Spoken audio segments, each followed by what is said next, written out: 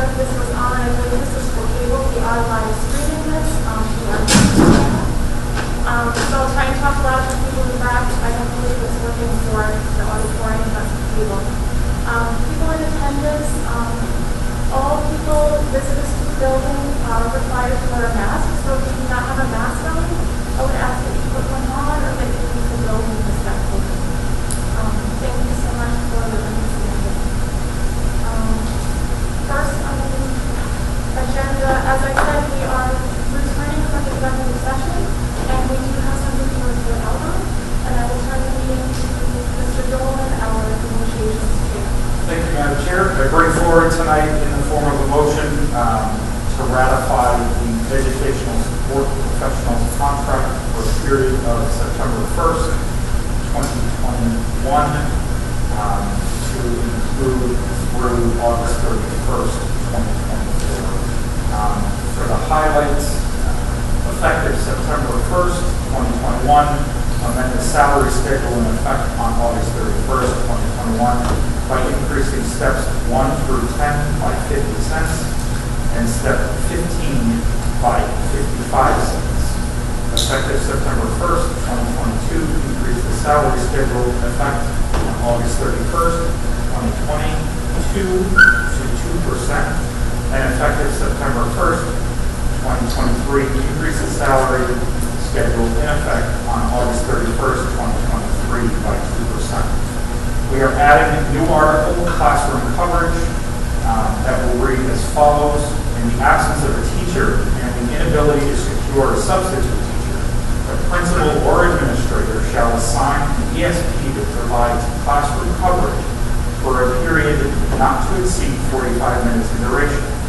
In the event that an ESP is required to provide classroom coverage in excess of 45 minutes, he/she will be paid at the rate of $10 per hour beyond his/her regular hourly wage for each additional hour or fraction thereof rounded to the quarter hour. Madam Chair, that is my motion. I would like to express my gratitude to yourself, Ms. Holbrook, Dr. Krivudowski, Mr. Swenson, and the rest of our negotiation team, Ms. Mosquito, Ms. Cadero, as well as the DRA, Ms. Holt, and Ms. Littlefield, along with the ESPs that negotiated with us. Mr. Dolan has made a motion. Second. Second by Mr. Meyer. Do you have any questions or discussion on this motion? Mr. Fitzgibbons. Yes, Mr. Dolan might be helpful to explain why in the first year we're doing percentage raises versus percent raises in the following years. Yep. Absolutely. So we did that to bring our ESPs up to minimum wage quicker. During the life of this contract, minimum wage is $15, and some of our first steps weren't yet at $15. So as a good faith measure, we brought everybody up to that point at the start of the contract. And then from there, we go to 2% to following years of the contract. But it's really not just follow up. Yes. 2% is the increase in the whole salary scale. People also want steps, and we're not quite sure what all that might be. So it's going to be, the total increase is going to be in excess of 2% year over year in that salary. If you look at the way they move step and the increase, yes. Right.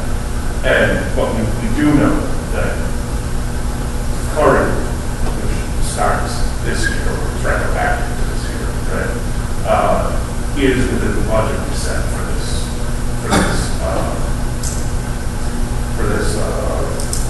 Yes. Correct. Yes. We make sure of that with Ms. Mosquito when we negotiate. That's why our business manager is on it. Thank you. Any other questions?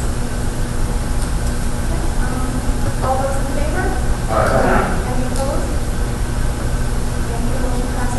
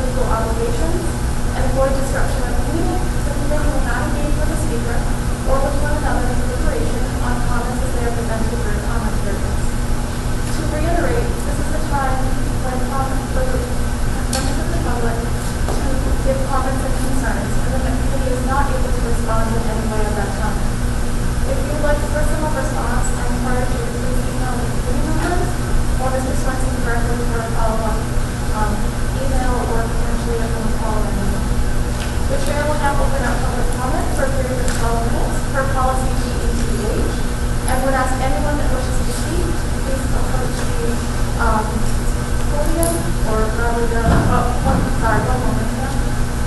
I'm sorry, I can't hear you at all. Oh, sorry. Are you Mrs. Neary? I'm sorry? Are you Mrs. Neary? Yes. Yep, give me 1 second. Okay. So I would ask that you keep your comments to 3 minutes. Yeah, I don't know if it's going to be on. I would ask that you keep your comments to under 3 minutes. We did have a few people that have signed up and pre-registered, so I will call them up first, and then after that, any members of the public up to 12 minutes will be welcome to comment. Oh, all right. So Mrs. Mayor, you were first on my list, so thank you. Oh, thank you. The water department finance treasurer. If you want to come up to the stage, maybe I'm gonna just, or actually, if you want to come a little bit over, while you speak, that would be fine. All right. So, can I do it over? Good evening. My name is Pat Mary, and I know that a few of you know me, and I know a few of you. I'm a member of the Bridgewater Green Committee, and some of you may recall that I'm an environmental activist, some trade activist, that I keep trying because there are certain issues that are of concern to me as well as you. I know you folks have your hands full with current health issues and behaviors, so I'm going to read. The health and safety of the children of Bridgewater and Raynham are of the utmost importance to the Bridgewater Raynham School Committee, as is the well-being of children throughout the Commonwealth of Mass. Many Massachusetts schools and child care centers still permit the use of toxic pesticides on outdoor grounds, including glyphosate, which we know is Roundup, and G4D, which endangers children's health. Children absorb more pesticides relative to their body weight than adults, and children's organ systems are still developing and are less able to be detoxified from people's health. Some of you may be familiar with this, but it's been looked at. In 2012, the American Academy of Pediatrics called for governments to reduce children's exposure to pesticides, writing that scientific evidence demonstrates associations between early life exposure to pesticides and pediatric cancers, decreased cognitive function, and behavioral problems. And these chemicals are known carcinogens. A bill currently proposed at the Massachusetts State Legislature, H. 926, it's an act relative to improving pesticide protections for Massachusetts school children. That would allow only pesticides considered minimum risk by the U.S. Environmental Protection Agency, and those permitted for organic use to be used in their schools and child care centers. This bill is endorsed by a growing coalition of environmental health and community advocacy organizations. Even if we find that our facilities have voluntarily discontinued use, I haven't been able to find that out. Discontinued use of these toxic chemicals. This bill is so important to protect the children throughout the state. Doesn't just apply to us. I hope that the school committee will support and therefore endorse passage of H. 926. It's a very simple letter which I've given Mrs. McDougall a copy of, and hopefully we will decide to endorse it. I sent one in from the Bridgewater Green Committee, and I'm also asking the Bridgewater Board of Health to endorse this bill as well, just to keep it moving, because we shouldn't be using Roundup on our lawns or around fields. And I have one more concern this evening. I am sure we are all familiar with I'm sorry, Mrs. Mary, I hate to interrupt, but you've asked for 3 minutes, and you I want want to to interrupt. So if you have further information, I again I invite you do. to email I me. actually just have some swag regarding the no island regulation. And If I'm you want, you hoping, can leave it right there, and I will I'm have hoping that we folks will try to enforce that this year. Thank because of the parents that run their cars outside of schools. Thank you so much, Mrs. Reyes. Thank you. Do we have a Jennifer Young? She Are also there any has- questions? I'm sorry, we cannot engage No in questions. questions? Yep. Okay. Do we have a Jennifer Young who signed up? All right, if Ms. Young is not here, I invite the next person to come and speak at the microphone. I'm sorry, if you do not have a mask on in the podium, I will not recognize you as a speaker. I came on a mask.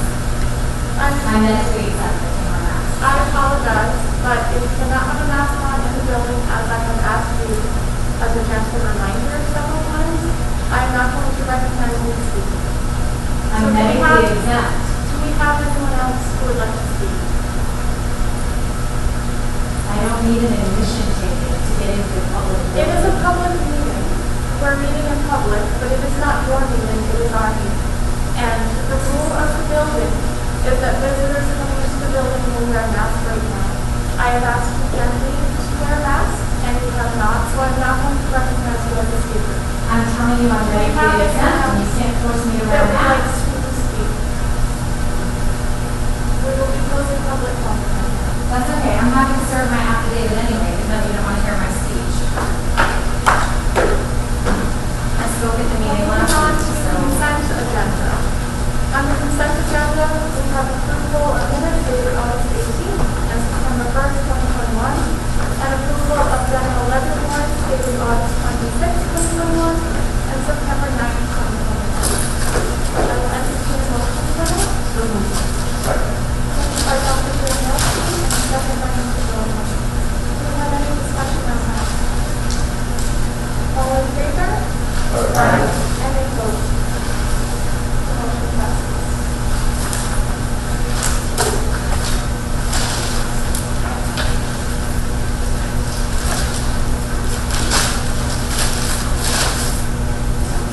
Next on the agenda, we have correspondence and recognition. I believe he's in attendance tonight. I would like to recognize Eagle Scout Brenton Kelly right now.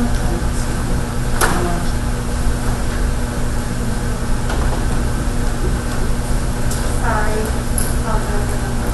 I would like to take a few minutes at this time to recognize Eagle Scout Brenton Kelly. Mr. Kelly is a 2021 graduate of PR High School and a member of Rainwater Players. He is also a long-time Boy Scout in Troop 43 of Raynham. This past weekend, Mr. Kelly was recognized by Boy Scouts of America's Narragansett Council and achieved the Eagle Scout rank. I was notified when Council asked members of the community to send letters of recognition, and I was very honored to do so on our behalf. This was the culmination of his Eagle Scout project, which was making a props card for our Rainwater Players group at the high school. My husband is a former Eagle Scout, and we are a Girl Scout family, and I know the years of hard work and dedication that takes to complete that project. So I would like to publicly thank him for his project, which greatly benefited our school district, as well as congratulate him on his leadership and hard work. I believe he is also leaving soon for the U.S. Marine Corps. So thank you for your service as well. You and your family should be very proud, and you are definitely a role model for all of the students in our community. So can you please come forward? I just want you to thank you so much.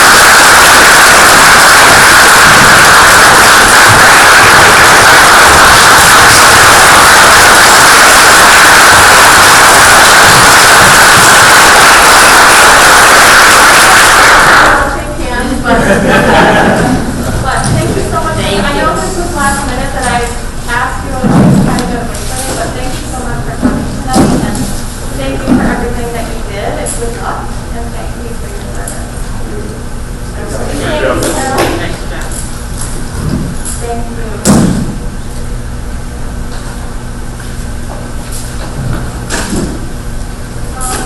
Regarding correspondence, during the past month, I responded to numerous correspondences to members of the public regarding mitigation practices, including masks, vaccines and testing, as well as busing, pesticide use at the school, public comment and special education. Please know that I try and respond to every email.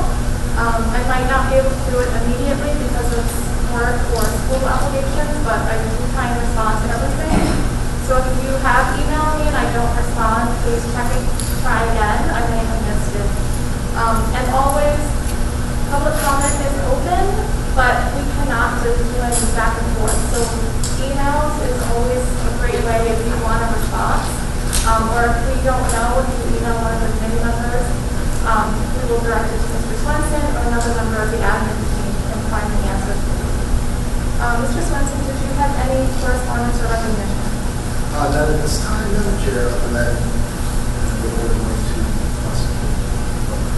Yes, Madam Chief.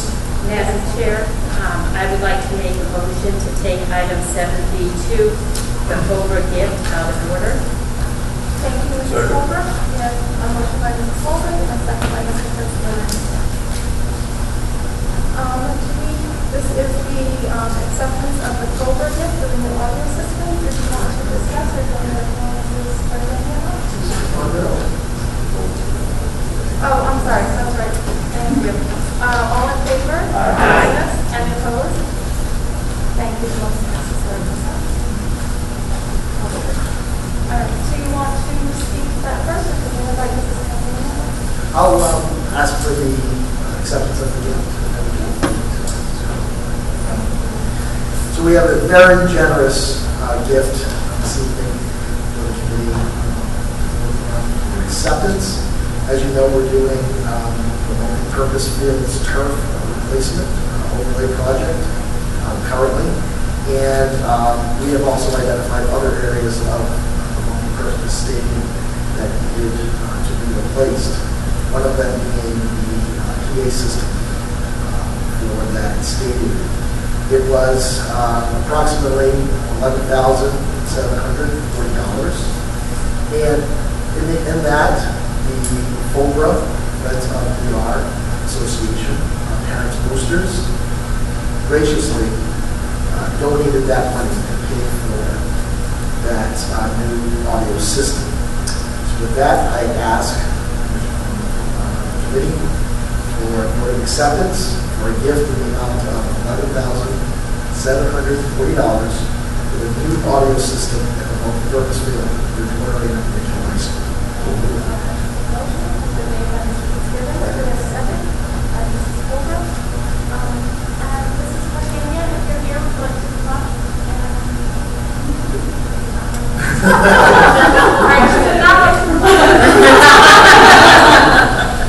Thank you so much. On behalf of the committee, we really appreciate it so much. So thank you so much for doing that. That's an extremely generous gift. We're very appreciative.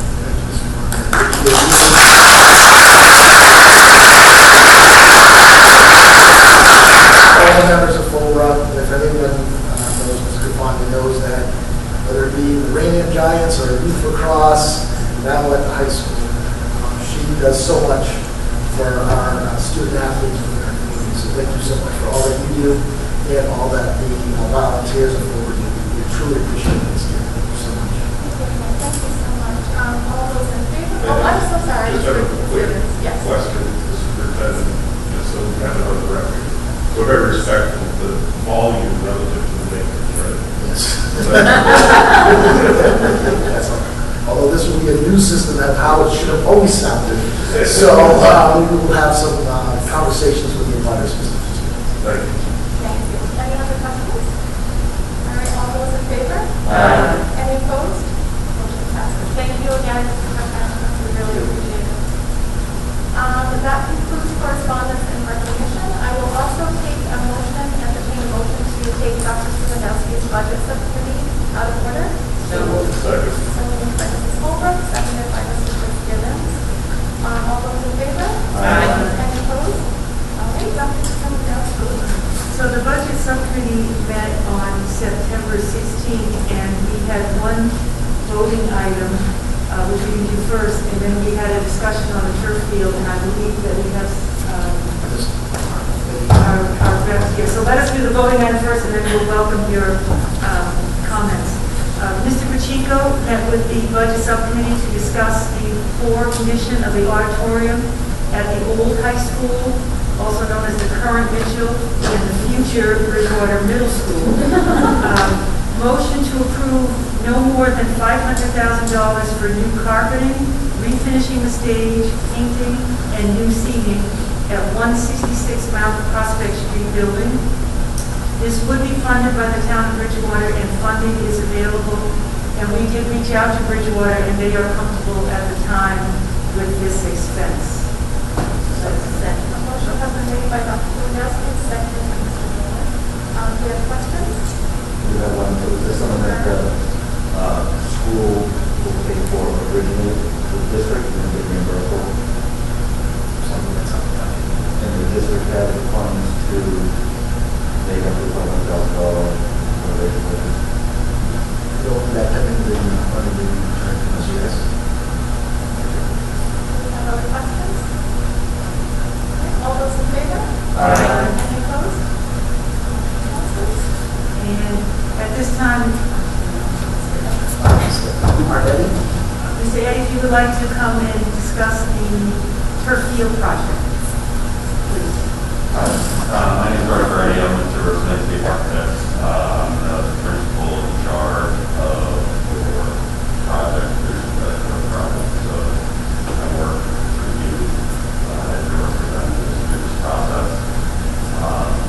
As you know, or have heard, the turf is currently delayed in manufacture. We were told early on that field turf had materials to meet this schedule. Understanding that across the industry, discussed early on meetings that there have been delays across the country from materials coming manufacturing. That we were expecting some level of delay on this project due to what was happening across the country. So we heard that turf would be in July 20th of this year. We heard that turf would be delivered in early August with some expectation. Then further on through the process, it's about August 6th. We heard that the turf would not be arriving until August 23rd, within hopes of trying to meet a September 10th game time. At that August 19th, we were also told that that delay was going to continue and the turf would show up on site, pretty much guaranteed to show up on site as of last Thursday. We found out last Thursday that the turf is manufactured. I have pictures before of the actual manufactured product. It does not have backing. So it has not achieved. So what happens is the woven turf that comes together and then the polyurethane backing over the back of it that holds the whole system together. So it's fibers punched through backing. That backing was coming out of Louisiana, so the Maya is needed for that process. Due to the hurricane, we did not get that material yet. So what we've been told so far is that that backing, that I was told they can guarantee that the backing is going to be on site at their factory on the 25th. The latest that we quoted is 28 shipped, coming out of Georgia. Next year they're going to put 4 crews on it. The fastest they can install it, just because of the process, putting more people on it is not going to cost that schedule. I'm sorry. What was the date? The date is October 10th. And that would be a final. That is the final date. So- Again, that all things, does not move up. At this point, I don't want to adversely be with the October 10th. Could they install it quicker? There's a possibility that can happen. But that's the date. So October 10th would be, we could actually use it. You'll be on it. All lines done, everything. That's correct. That's correct. So the intention is the 10th is actually turned over to you. So the morning of the 10th is turned over to you. From my side, I have everything scheduled, so we have to do certain testing, treatment protocol, testing, things like that. That's all ready to go. So and even if it has to split to the morning of the 10th, I still have backup for the testing company to get some news. We're talking about October 23rd.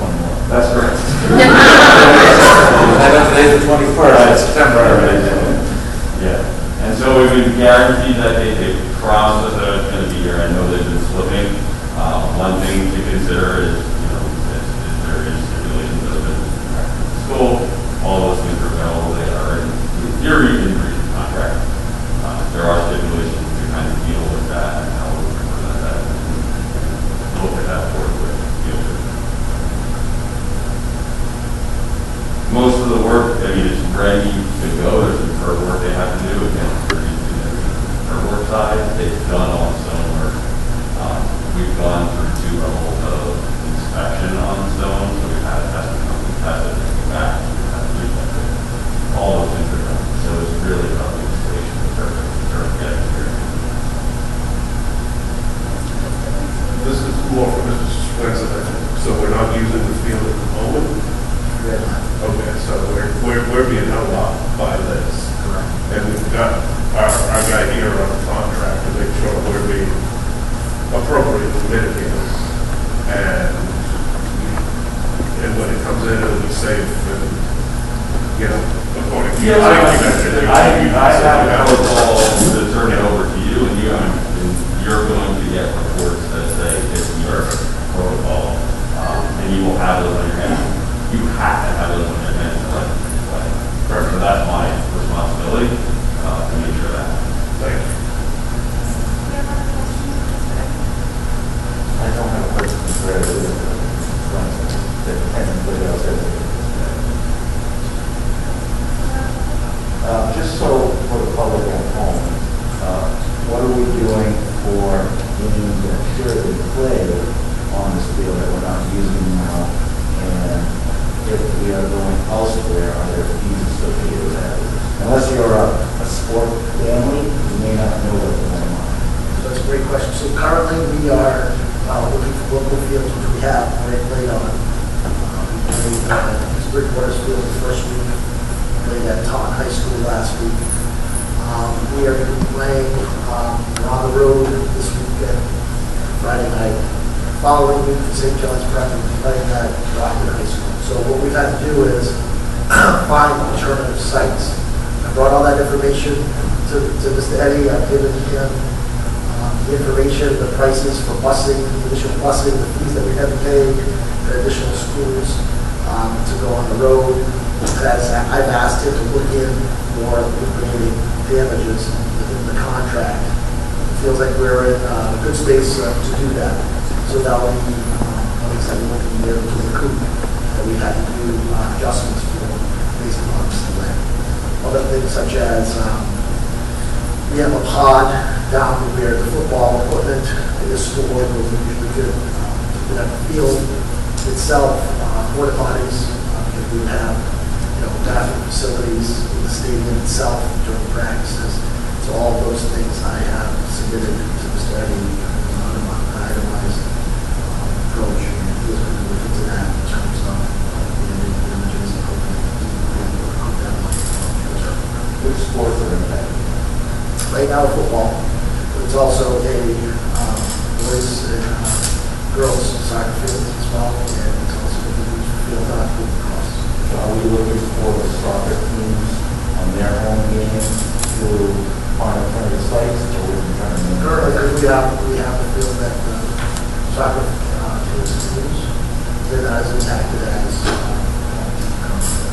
My last question is, I know this session schedule at the field, how is that impacted, and are we able to recoup any losses of revenue that we would have gotten? That's a great question. I know that goes through FOBRA, and as you know, they just did a very generous gift to us this evening. Which is why I'm asking, because... So that might be something that I'll speak with Mr. Eddie about, and we will have to get Mrs. Cafagna and the folks from the FOBRA boosters to kind of give us an idea of, trend on Friday night, but that they brought in, and explore that as well. It's great. It's a great plan. If they're contracted, it's in the contract, then to meet their obligations, well, that's an obligation also. I don't want people to think that it's a volunteer organization to support the program in school, that it doesn't matter. So I just wanted to know that matters also. And we talk about liquidated damage.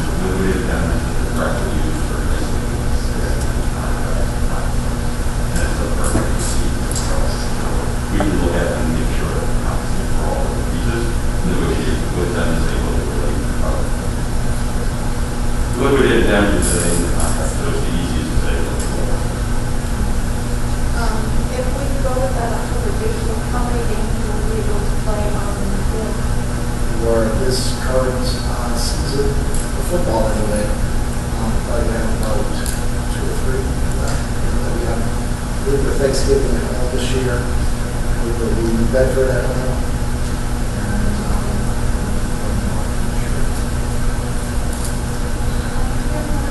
Mr. Simpson,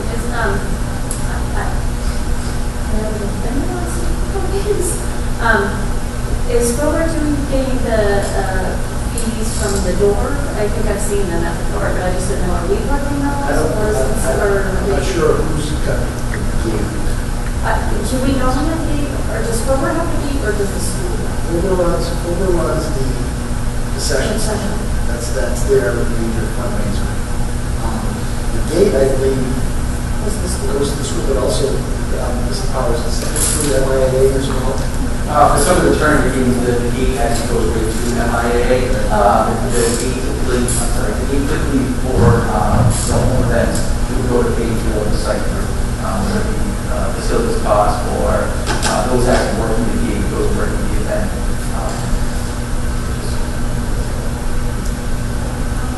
And this is something, sorry, to follow up. It would be Memphis, and we're actually going to go over the last 2 games before playoffs start. So there could be some home games scheduled in there, but as you know, those are week to week games. So right now we would have that home game in Bedford, and then we're on the road at Dartmouth.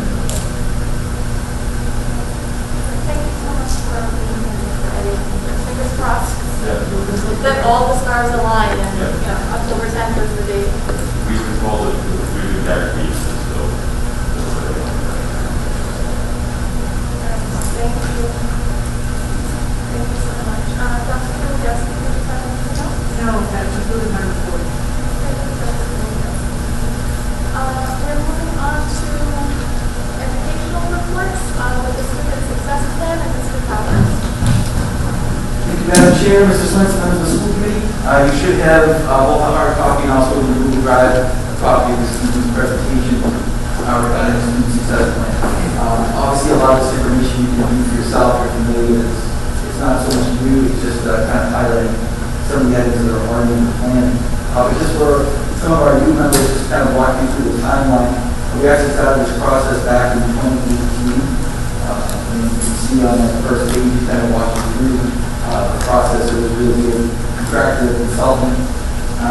This is based on Department of Elementary and Secondary Education Planning for Success model, which is really combining all of your individual district plans into one student success plan. So you can see we started the meeting in August 2018, all the way through that fall. We completed a series of meetings and trainings in December. We then went out the spring of 2019, we did a presentation to school committee at the time. We did presentations to various sites, and then we actually started to implement this plan in the fall of 2019. And we had high hopes for the initial rollout of this plan. We made some initial good progress, and then as you know, in the fall of 2019, going into the spring of 2020, and our focus unfortunately shifted somewhat into COVID-19 protocols and preparing this one to that. But I will walk you through this because you'll actually see, although some items were tabled, we were actually able to accomplish some other items that we did not originally set out to accomplish. On the next page, we just have an overview of what we refer to as our strategic objectives. And obviously our student success plan is based on 4 main pillars: saving and supporting schools, curriculum instruction, technology, and facilities. And these 4 areas were identified through the planning process as areas that we really need to focus on, either because it was a need or because it was at the time the right for our students. Again, I won't be you see it there. On the following few pages, you have a copy of our mission statement, our vision statement, our core values, and then our area of actions. So if we accomplish items within this plan, then if we accomplish A, then we should have it. And again, this is by the end of the student success plan, which is set right now to go through 2022, 2023 school year. As we went out to the world.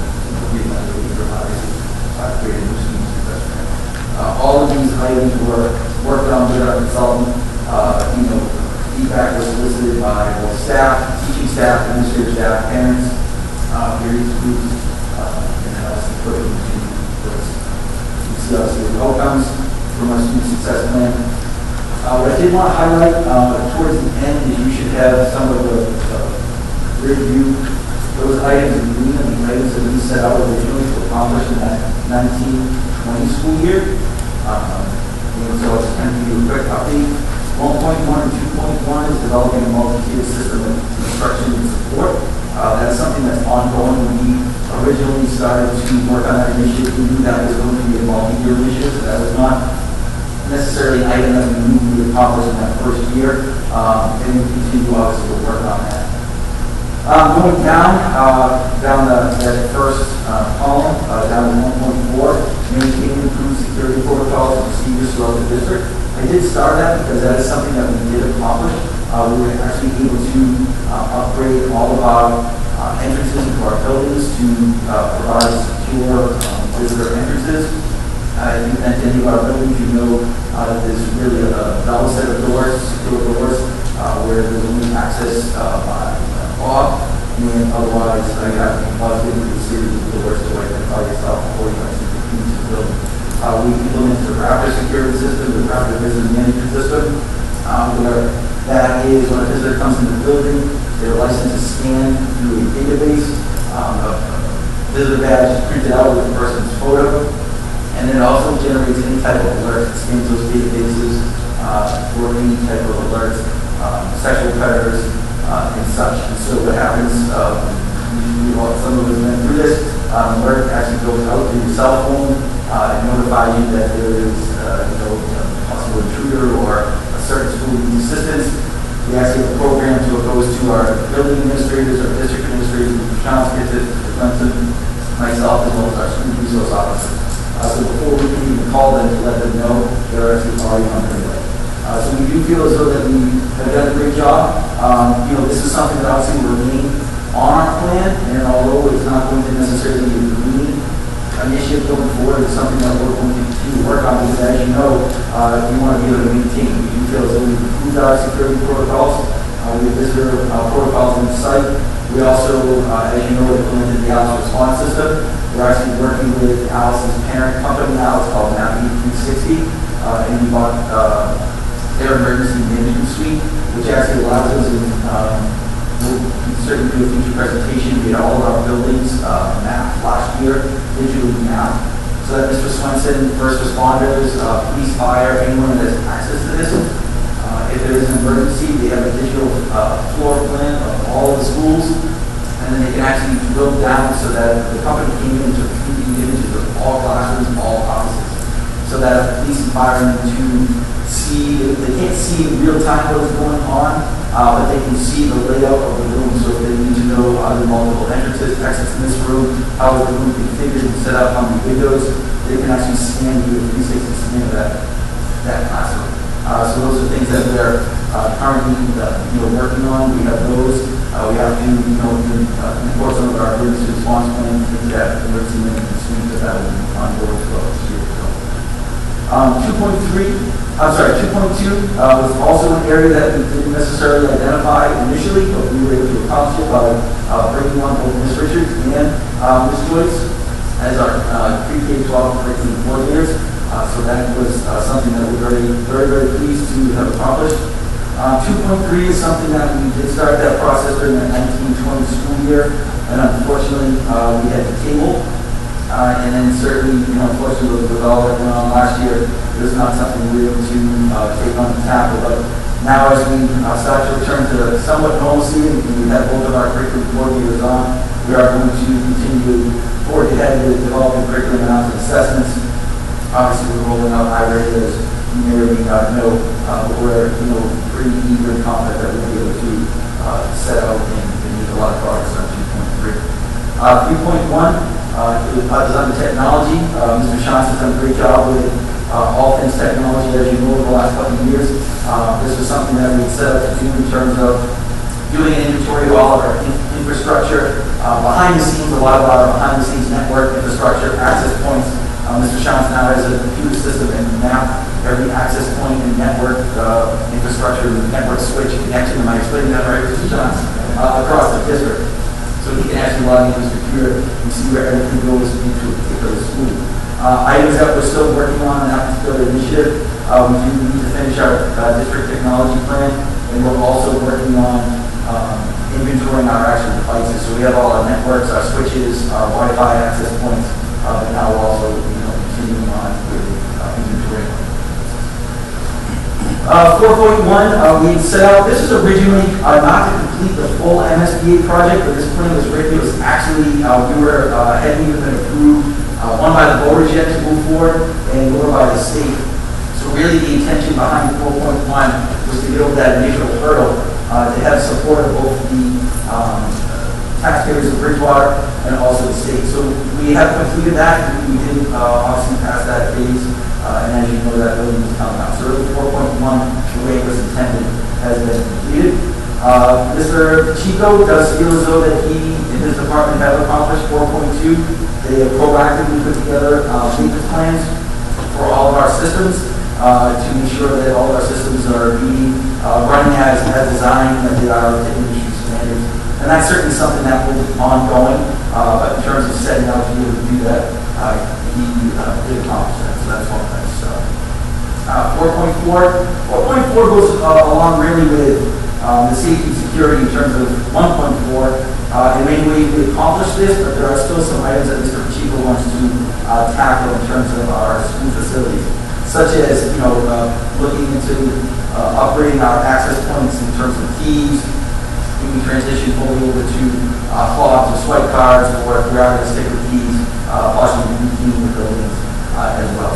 But otherwise, we do really feel as though we have improved upgraded safety in our buildings. In 4.5, I don't think we'll ever be really done here, but we have, as you know, over the last couple of years, heard about the improvements we've made, to the areas that we're still somewhat, in an open pattern, our traffic patterns and parking. We know many of our sites are just not designed, although we did have traffic engineers in, unfortunately, many of the options to solve those problems are quite costly. And it's not something that, unfortunately, the districts are able to take on at this point. The cost is pretty hefty for the town as well. But as you know, we're also in the process of replacing our field with an overlay. We have been able to redo our Bridgewater Middle School, we'll be back to our Bridgewater Middle School gymnasium, and obviously the auditorium there as well is under consideration. So we feel very good about where we are there. The next page actually has the areas that we are going to focus on going forward during this school year. Obviously, some of these, as I stated, are multi-year items. Many are the same initiatives that we had already started working on that we have yet to accomplish, and there are a few new ones. The ones that are circled with red are new this year. So again, we will continue on with 1.1 and 2.1. But we will, and I apologize, some of the numbers apparently are top on the left-hand side. 1.3 is to provide professional development that supports social and emotional learning instruction. We do really feel, and Mr. Swenson and certainly the school committee has made such a concerted effort to support a budget that has allowed us to add school adjustment counselors, school guidance counselors, school psychologists, and we really want to continue on that work. We also know how important having Ms. Barrios come on and lead our work in diversity, equity, and inclusion. We truly feel as though that intertwines with safe and supportive schools and social and emotional learning. So a lot of that DEI work will also fall under SEL as well. The other new item is 3.2, to hire technology integration specialists. And the reason why I only say it's the first part is we actually were able to bring on additional technology staff into this summer. So we've actually accomplished 50% already with 3.2. But as Mr. Swenson has talked in the past, the more we roll out technology to our students and staff, we really need someone from a instructional standpoint that can support the teachers using those devices and support our students. So that was a position that we actually had a number of years ago, and that position was not filled when it became vacant due to budgetary reasons.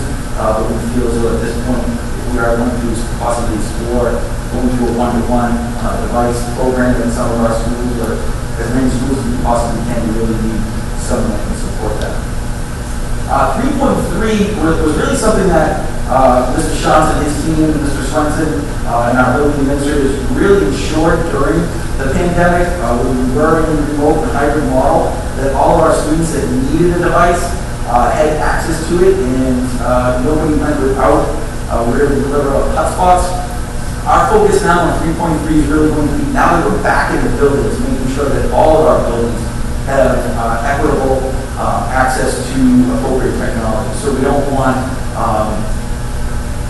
Bridgewater Middle School just to have one Chromebook card and have RMS to have 20. That's not equitable access. So we want to make sure that now we're back in the building, all of our buildings, equitably outfitted with technology. So that's something that we want to ensure. Mr. Shantz's team just delivered quite a few, I think over 40 Chromebook cards last week, and we're talking about having more as the year goes on. 4.3, over the facilities column, that is a new item as well. And really what we're going to focus on there is something that unfortunately had to drop off a couple years ago under Mr. Fox. It's no fault of his, but just at the time, the recycling programs, recycling vendors stopped taking recycling. So that was something that we had to unfortunately do away with. But Mr. Djif is committed to bringing that back, as was Mr. Swenson. So we've already talked about building principles, about starting recycling programs at all of our schools. So that will fall under 4.3. And those are our... Mrs. Mary's request to fall under that as well? That is definitely something we could explore, and that would help us just get us. Yes, I would definitely say so. And so those are the items that we're going to be working on. I'm happy to share in the coming meetings some of the more detailed action items that we will actually be taking and measuring throughout the school year, so that we can measure our progress on our student success plan. Those are our major initiatives for the 21-22 school year. And we hope to be able to put stars or checks on all of these boxes by the end of 2020.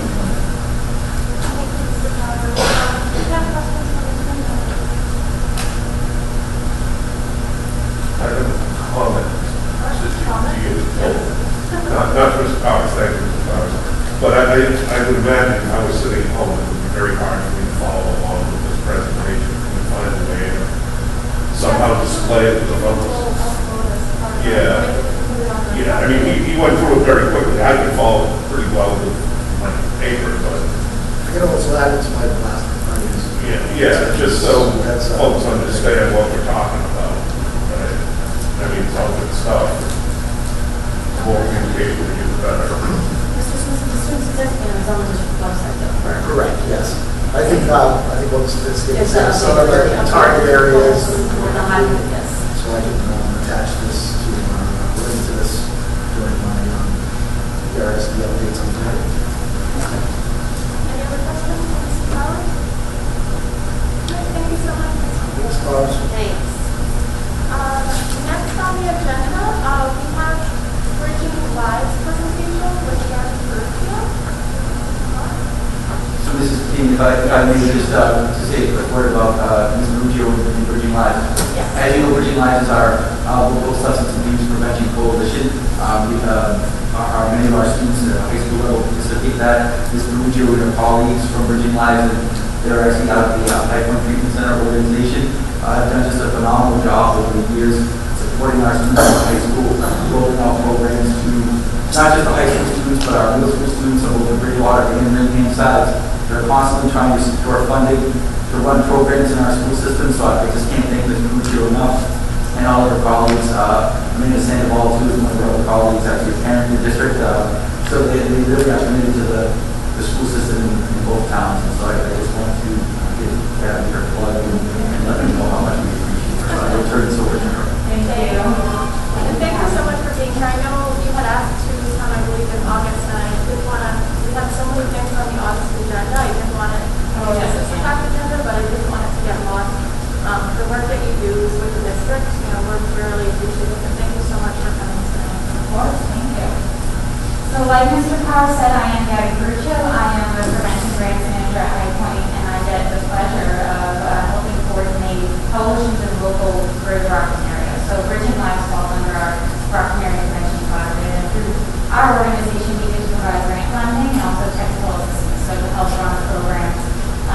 through the coalition, but also through the youth that are part of Working Lives Peer Leaders, which is essentially the coalition for youth coalition through the school district. And we thank the school district for being such an amazing partner for us, because that's how we get to do a lot of the work that we do around substance use prevention education for anywhere from K through 12. So tonight I do have a survey that I'd like to go over the results of that we took, that you all have a copy of.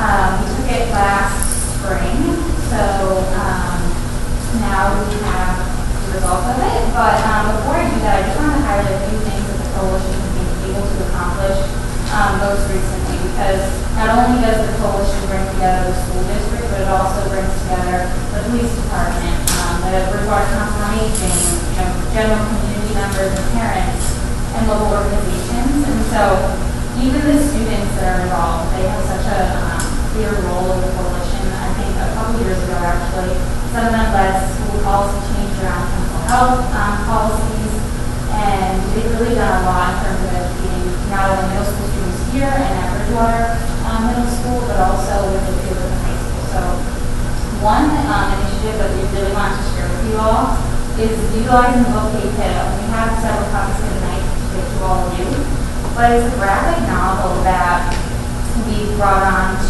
use as a way to educate people in a different and creative way. So the author's from the local Massachusetts area. He grew up, he was raised by his mother who struggled with heroin use, and ultimately he was being raised by his grandparents. So the novel brings to life what it means to be living with a family who is impacted by addiction, and what he did to cope with life's challenges through that, through art, and then becoming an author himself and publishing this book as well as others. So Hey Kiddo has been used this summer as a required summer reading for students in the district. And last April, we were able to host the author virtually for Rising Community Seniors here, and he spoke to the students, and it was a partnership between Bridgewater as well. So he spoke virtually with them, but they really had a message of, you're not alone in this, and there are many families who struggle with addiction, and he really just had an amazing presentation. So students got to hear from him and then read the book over the summer, and now he'll be coming back in person here in the district October 6th. And that's all been very much possible through our grant funding through High Point and the state and local and federal grant funding that we receive to do substance use prevention. So we're really excited about that. That's October 6th at high school. So we'll be able to give you guys copies of that. But that was just one example of what we've been able to do on a large scale, not only at the district, but working with the council on aging to have the peer leaders and some of the students have this book discussion about what they've learned as a young person, and then hear it from the senior citizens in the community and how they both, felt while reading that book. And it's a graphic novel, so when you look at it, it's just amazing. A fifth grader could really skim through it, and a senior citizen will enjoy it just as much. So that was one initiative we wanted to point out before going through the survey for you all. Okay, so the PowerPoint that you have in front of you, our evaluators, Kelly Research Associates, put this little PowerPoint together because we were able to survey middle and high school students at Raynham Middle School, Bridgewater, and the high school. So about 1,600 surveys were completed, 6th, 7th, 8th, 9th, 11th, and 12th graders. And the survey asks, it's anonymous and confidential, has been approved by school committee. It asks about students' past 30-day use of each substance. So on that first page, middle school 30-day use summary, you'll see we survey students on alcohol, cigarettes, vaping, marijuana, and prescription drugs. Do students in 6th through 8th grade really use any substances listed? The only one to point out really at that is alcohol at the 8th grade level. Alcohol use was 7%, and that's 22 students responded using alcohol at least once within the past 30 days. So it's not all 30 days, it's 1 to 30. When you go to the next page, it shows high school past also was reported by high school respondents, with 6% at the 9th grade level, responding that they used alcohol within the past 30 days, but then jumping to 27% at the 11th grade, and then 40% at the 12th grade, which shows, a significant jump from middle school to high school. And then you see vaping and marijuana also are pretty much consistent increase through the high school level, with 29% at the 12th grade responding, and 24% for vaping. So alcohol, marijuana, and nicotine are really, a focus of the work we do, and it just goes to show how it is impacting students and how we're doing it more personally. The next page shows the perception of risk. So really that question asks, how risky do you think this substance is if you take it regularly? These percentages are showing that the student believes it's a moderate to great risk to their health. So the perception of risk for marijuana, again, it decreases as the grade level increases. So 66% of seniors believe it's moderately risky or great use. And then, I'm sorry, that was 8th grade, right? oh yeah, sorry, we're at the middle school level. Yep, that is 8th grade, you are absolutely correct. Thank you. And then, so once you flip to the next, now we're on high school, but you'll see it decreases even more as you look at marijuana. So just over half, or 52% of the 9th grade respondents felt there was either a moderate to great risk, and then 45% of 11th graders thought it was risky, and then only 39% of the 12th graders. So it's really interesting to look at the data as you look at the grade levels. It really goes to show that the work at the middle school level is so important because of how the perceptions change as you get into high school. So if you look at the next page, this is how students believe their parents think each substance is, so how risky they think their parents think it is. So the percentage shown is wrong or very wrong, so that percentage. And parental disapproval rates really across the board are extremely high for all substances at the middle school level, so no substance had a disapproval rate of below 92% at the middle school. And then at the high school on the next page, it remains very high for high school students as well. The only substance with a parental disapproval rate of below 90% was marijuana.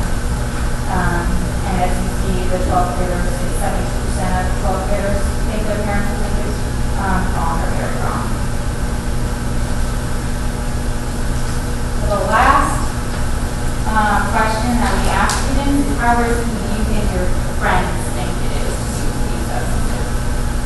And 75% or more of student respondents in the middle school levels reported that their friends would think it's wrong or very wrong if they use any of the substances listed.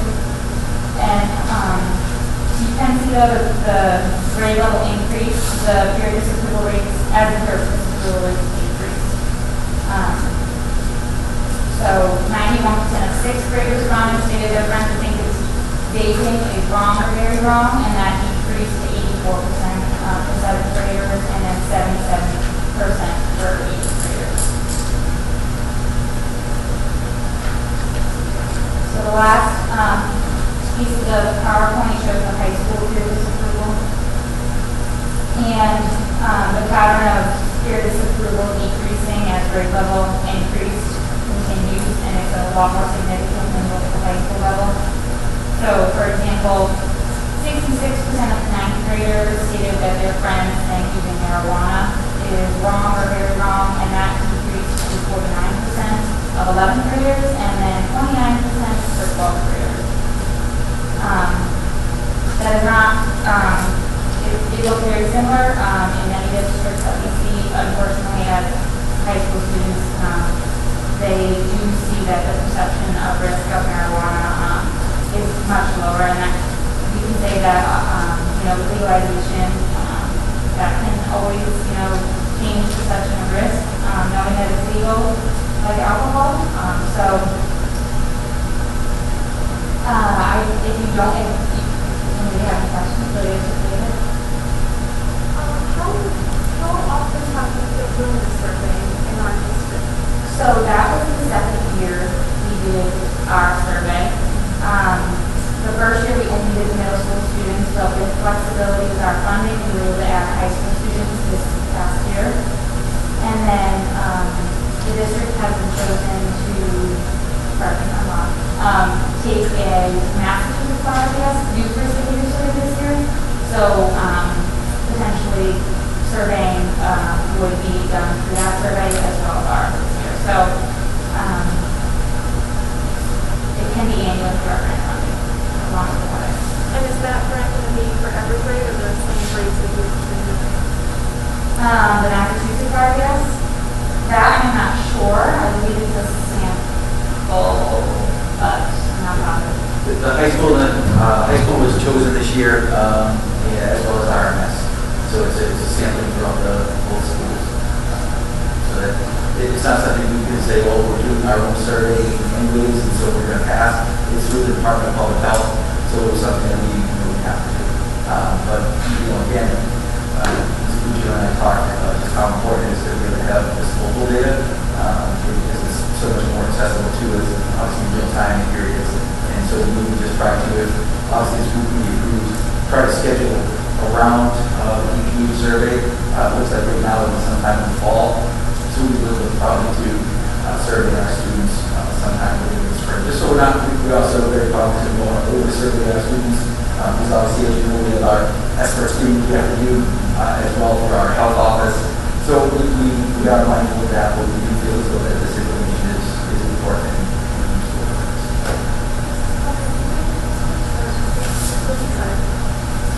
Thank you. One of the things that would be interesting to me, and I don't know if you have the data behind the data, is the crosstabs. So, if I'm a high school senior who's using marijuana, what's my perception of my parents' thoughts of it? What's my perception of my peers' thoughts of it? What's my perception of it? And understand and build profiles of these students. And that would be interesting, because then it goes to my second question. I don't know if it's just Powers or Swenson. How do we take this data and take action? So, right, well, I'll tell you one thing that we have been pushing for over the last few years is to have health education back at the younger grades. I know that we have really pushed that at the middle school. Maybe we start to look at pushing that down towards the elementary level as well. I think that we see some of, I think, as you stated, legalization of marijuana has created, that false sense it's not as detrimental as it can be to students at these grade levels. And I think that too shows you too a little bit of a gap in our health education as well, for those types of tough subjects that were discussed in years past. We've had kind of gap as well. So utilizing this information, if it's given the programming at the younger grades, also looking at bringing in any type of enrichment type programs that we can bring in to our student population as well around these subject areas. So that's the type of information, things that we'll do with this information, things that we've already been discussing with Mr. Powers in the last few years, especially with focus on health education in middle school. Thank you. Is there, you said this is done in a couple other towns or districts that you're doing. Do we have comparison data to those other districts, whether it's Brockton or this southeast region? We do, but because really technically we let the school district own the data, we don't share from town to town unless they were approved, say, by the school committee. We can compare it to the aggregate region. So, we surveyed Brockton, East Bridgewater, Lincoln, Rockland, and Bridgewater, Raynham, and then we also started coming to our program funding. But typically, we do not share district by district unless all districts approve of it. We could compare your district to the aggregate. That's still even the aggregate, right? Yeah. By district. That's my question, is comparing, and then also just question is, do you present this data at every school committee meeting and the other districts too? Most, I'm just saying it's public record that it's presented, that's what that yeah. Most, so this year I haven't yet presented in others, but my next presentation will be presented. Other districts sometimes do not have it be presented to in a formal way of school committee. And my other question, Mr. Simpson, Mr. Brown, whoever, is thinking about the health classes and how this would be used. I know a child was very last year with the health class, and it was phenomenal. It was a very good subject that was covered, and somehow else to get a lot of credit for it. And there's a lot of talk about substance use and alcohol use, and I think this would be probably benefit kind of data for her. But she did a phenomenal class. I don't know this time. I think very good class.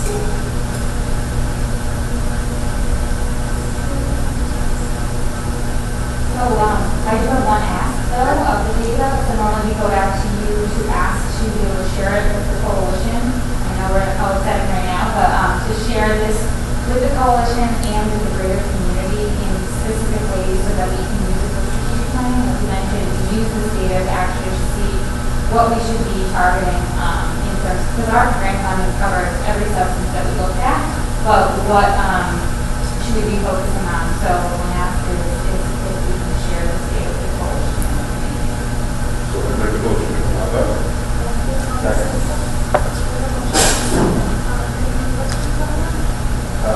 Madam Chair, I just wanted to say, it was just presented in public setting, and was not going to be part of our public document, so if somebody really wanted to find it, it's there, so I don't think we're with putting it out. All in favor?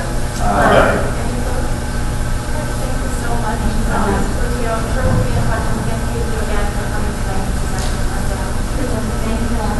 I know last year, sort of last year, there was a lot of interest in this, and there were a lot of parents that watched virtually. Will this be posted on the district website or be sent out to? Because it is very interesting and thought-provoking.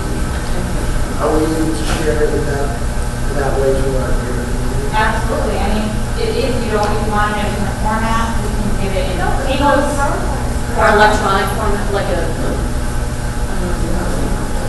Yeah, it's in the drive. Oh, we can have it. No, but yeah, that's great. Thank you again for coming.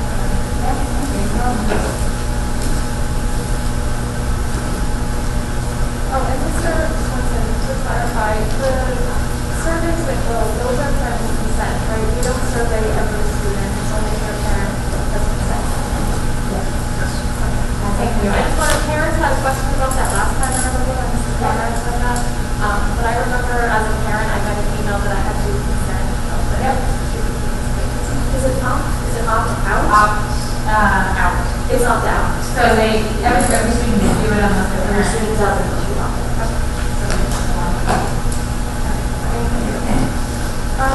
Next on the agenda, after discussion at our school committee retreat, we had had a discussion regarding receiving updates at each meeting from rotating administration and principals. So Mrs. McDougall did make a sort of calendar that was shared at an admin meeting, and all the administration and principals had agreed on a time slot. So at each school committee meeting, we will hear from a short presentation on business status from the administrators, as well as building principals. Then and kind of introduce themselves and give a short introduction on what they're doing, whether as an administrator or at their building level. So we're excited to start that this month as well. The first one we have this month is the update from the coordinators of teaching and learning, which will be Mrs. Richards and Mrs. Lewis.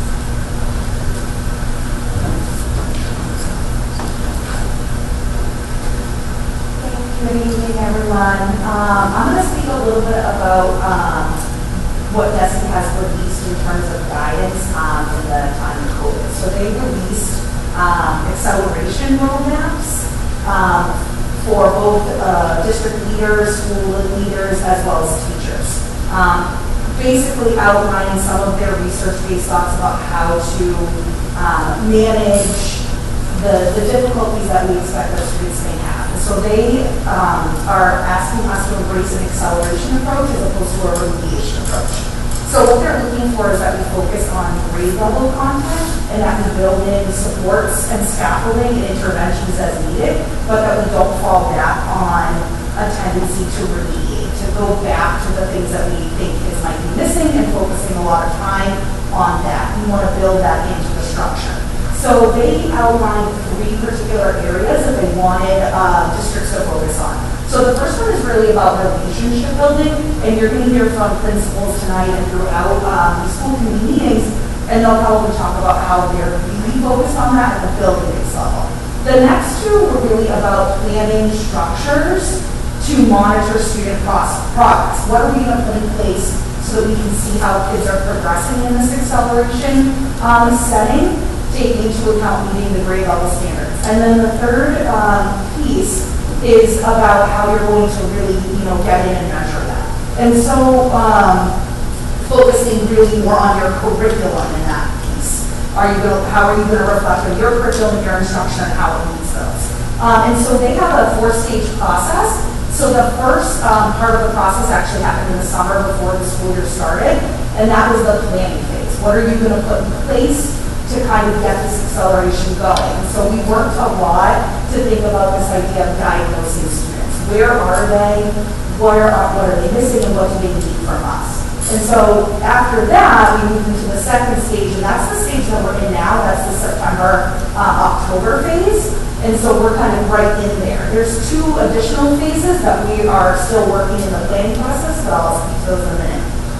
In terms of the implementation phase, we were thinking really about progress monitoring. So some of the things that we've done is the literacy coaches have started working on possible intervention ideas for reading and writing.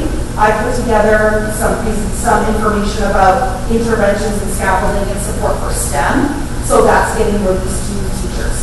One of the things that we really thought about was what kind of system can we utilize. And so the district adopted iReady for K-8. And Christine's going to talk a lot more about what iReady does and how it's going to support us in this endeavor to really be accelerating for students. And so some of the things that we had to work on over the summer were really around timelines of implementation, who's going to be the point person for which thing, a lot of things around training the staff. So we spent a lot of time in our opening days talking about these. The principals have been working with their staff to share the teacher acceleration roadmap, things that they can do in their classrooms. The next phases are really about, once it's implemented and what's your plans going, constantly looking at it. So we're in the process now of scheduling beta team meetings at the different school levels, so that once we have this diagnostic data from iReady, what are we going to do with it? How are we going to support students? How are we going to support teachers? And then finally, at the end of the year, they're asking us in the last couple of months of school to really reflect on that. What worked, what didn't, what can we carry with us and move forward, what systems need to be put in place, because the reality is we're going to be dealing with the fallout of this pandemic for quite some time. There's going to be a lot of things that come up, and we're going to be constantly reevaluating. So that acceleration roadmap from Jessie has been a really big piece for us. At the administrative level, we're trying to think about how we can best support staff and students. Any questions about that? I have a question about the acceleration model that you talked about and not going back and remediating. That kind of sounds like, continuing to build the first floor even though your basement's not done yet. Can you explain why it's not? Sure. So I think a lot of that falls kind of on those of us who are in this curriculum piece and instructional support piece. So some ideas in terms of what teachers can do kind of differently is that if they're going to be teaching an upcoming unit or they're about to start it, and when they're in their planning process, they can think about what prerequisite skills and concepts might students not have mastered but will come into play here. And then really being strategic about including that, probably pre-teaching it before the unit, being really honest with kids that we need to spend a little bit of time kind of digging into these things things, but we're always kind of moving forward. In addition, things like iWriting that you're going to hear about and some of the other things we purchased, like Foundations and Alex, these are software programs that are really target individual kids. So there's a lot of assessing that's kind of built into it, but doesn't like take a lot of time for them, but it will target their particular pathway. So they'll get exactly maybe what they need to do. So teachers are embedding that as well. Some of the other things that we're asking teachers to do is really think about identifying power standards. What are the really big, important key concepts and ideas? And those are the ones that we're going to focus on. And that allows us to kind of keep progressing without constantly having to focus on going back. We're going to be building that into it as we progress forward. So to go back to my construction analogy, you've got the west side of the basement done, you're going to build the west wall, but you're not going to put up the load-bearing wall in the middle until you get the basement built that's going to support that load-bearing wall, right? Yeah, there's a lot of kind of circling back. That's going to be a really big, important piece of constantly thinking about how do we reinforce the really important skills and concepts without saying we're not going to move forward until everybody masters this third grade skill, even though we're now in fourth grade. Got it. Thank you. Thank you so much, Ms. Grace, for the language. And then my A concrete example. Good evening, everyone. Thank you. A concrete example to kind of speak to what you were talking about. For example, if you're a fifth grade student and you're studying theme in literature, but you don't have phonics skills that you should have had in kindergarten, first and second grade. When your class is studying theme, we're not going to pull you to practice your alphabet and your phonics skills. We're going to work out attitude. We're going to work out audio. We're still going to teach you those phonics skills in the differential format, but we're not going to say you're going to do, studying themes and go, or the rest of the classes is novel. It's about being really, really thoughtful about where kids are at, what prerequisite skills. So few kids really need to have phonics skills to think about the theme of the book. No, they don't. But they need to have those phonics skills in order to decode, and so we're looking at that film language. So it's kind of like a concrete example of what Ms. Rose was talking about. And again, as she said, one of the biggest schools that we're going to have this year is iWriting. We were really fortunate that last year, the department, I've been working a lot with Djif, Liz, and networks. And one of the things that's been coming in the world of literacy has been early literacy screening and dyslexia guidelines for identifying students with reading disabilities. And so last year, I participated in a pilot with iWriting, which is a computer-based assessment put out by Open Associates. And we piloted their assessment for reading and math in kindergarten and third grade. They offered it for free, so we said, you know what, this is, everything else is crazy this year, why not throw in a computer-based assessment on top of it all? And we actually really liked the data that we got from the assessment, and the teachers really seemed to like it. Then fast forward to the summer, when the acceleration roadmap came out, and priority number 2 on that roadmap is the district really need to have a handle on where teams are at academically, really, really specific target day, to look at the grade level standards and skills. It kind of became a no-brainer that we need to have something in place as a district. We already have a relationship with Curriculum Associates at iWriting, and then Desi also put out a list of approved curriculum tools for mathematics for accelerated math instruction, and iWriting is on that as well.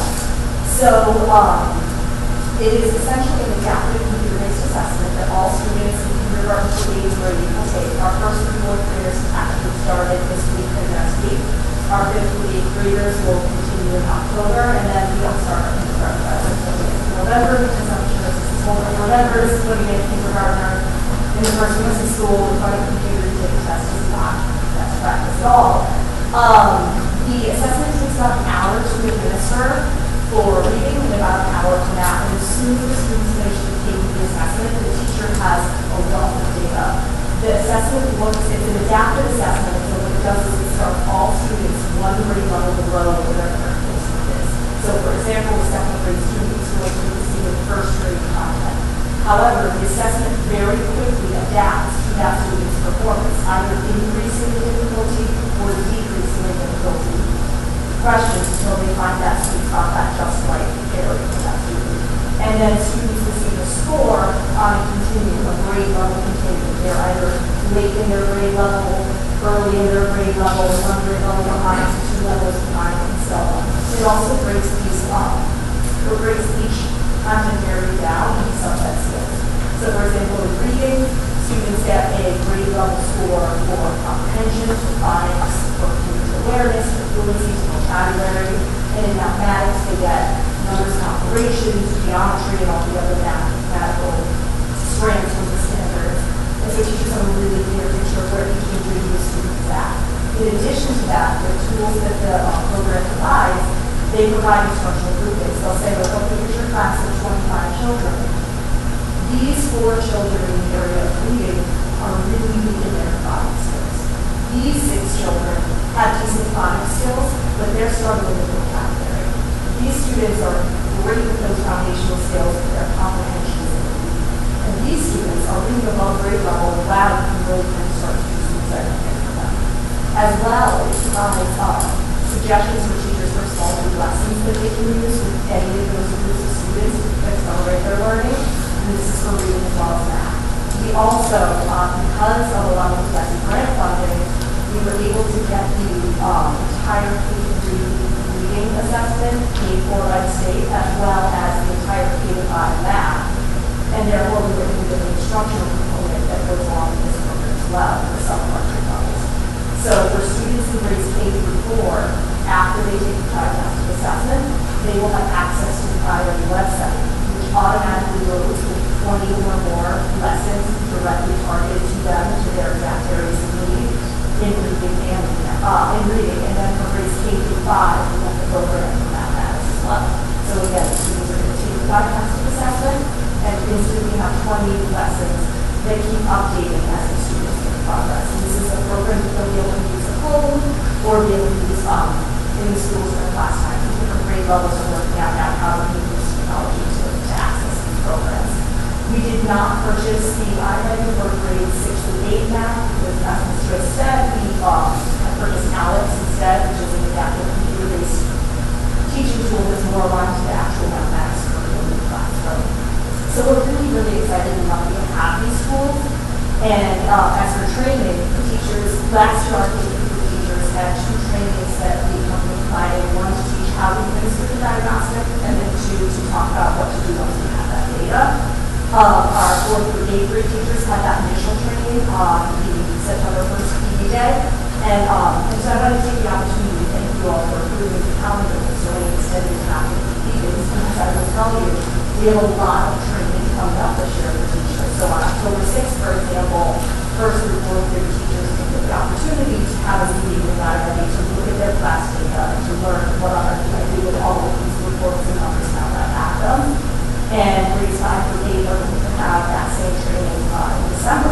And the reason they're not having it before December is because our middle schools are going to be engaged in October, as well as our high schools, with LP on a diversity inclusion initiative. So these PD days that you provide for us in Calgary really are going a long way. And just, another thought in the meantime, Ms. Joyce is looking at math curriculum with the middle school folks.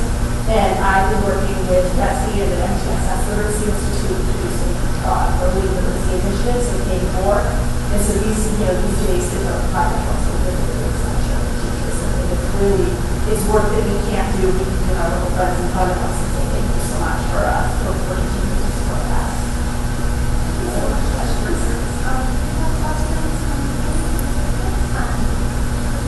I know, I think you said that I'm hearing from parents this past week. Grades 1 through 4 were already tested. The testing started this week. It started this week, yes. right? When will parents get their report on their individual child? So the parents are going to receive the reports, and I think, basically we have a 2-week assessment window during which the assessments will be administered. And then, to be honest, there's a lot of logistical like how do we get the report? How do we print it out? We print it back. So we email them. So that also has to kind of be determined. But we did send a letter home to families explaining that this assessment is going to take place and that the report will be sent out to families. And will the report, will it say, like, here's how my student did versus here's how the grade or, some comparison? Exactly. And it also will say, for example, your child is reading, your child was in 3rd grade, your child was reading at a, late 2nd grade level. So this is how your child did in phonics, this is how your child did in comprehension, and you can give some suggestions and ideas. And the other thing that we didn't get to experience last year, I don't think I said this, is This assessment is actually administered 3 times every year. So it's administered now, it will be administered again in January, and then in May. Our kindergarten friends just take the assessment in December and March, but there's also a growth measure. And so basically they're going to tell the computer programs about what is average growth or typical growth for a child, but then also what is that stretch growth. Because again, we're thinking about acceleration. If you start 3rd grade, performing at a secondary level, and you make a year's worth of progress, you are still behind. And so we need to think about stretching that growth. And so that's another stretch growth that indicated that it's to say, like, if you really push with this child, you really work on the skills, you can potentially stretch them to, maybe they're going to end only 6 months behind.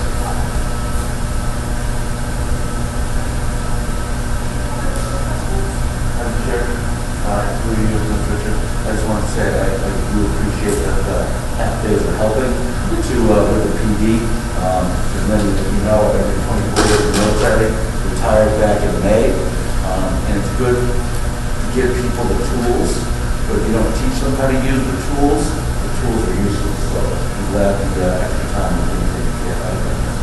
Yeah, no, Commissioner's point on this is going to be a lot of data for the teachers, which is great, but then it's like, how do we actually use that in the classroom, grade level, like district level? So I hope this training is, we show them how to go forward. So thank you so much. And next, the principal report that we have this month is the high school superintendent Watson and Ms. Djif. Oh, Ms. McGarry. I can't see that one. You can't hear, so since you can't see, you can't hear.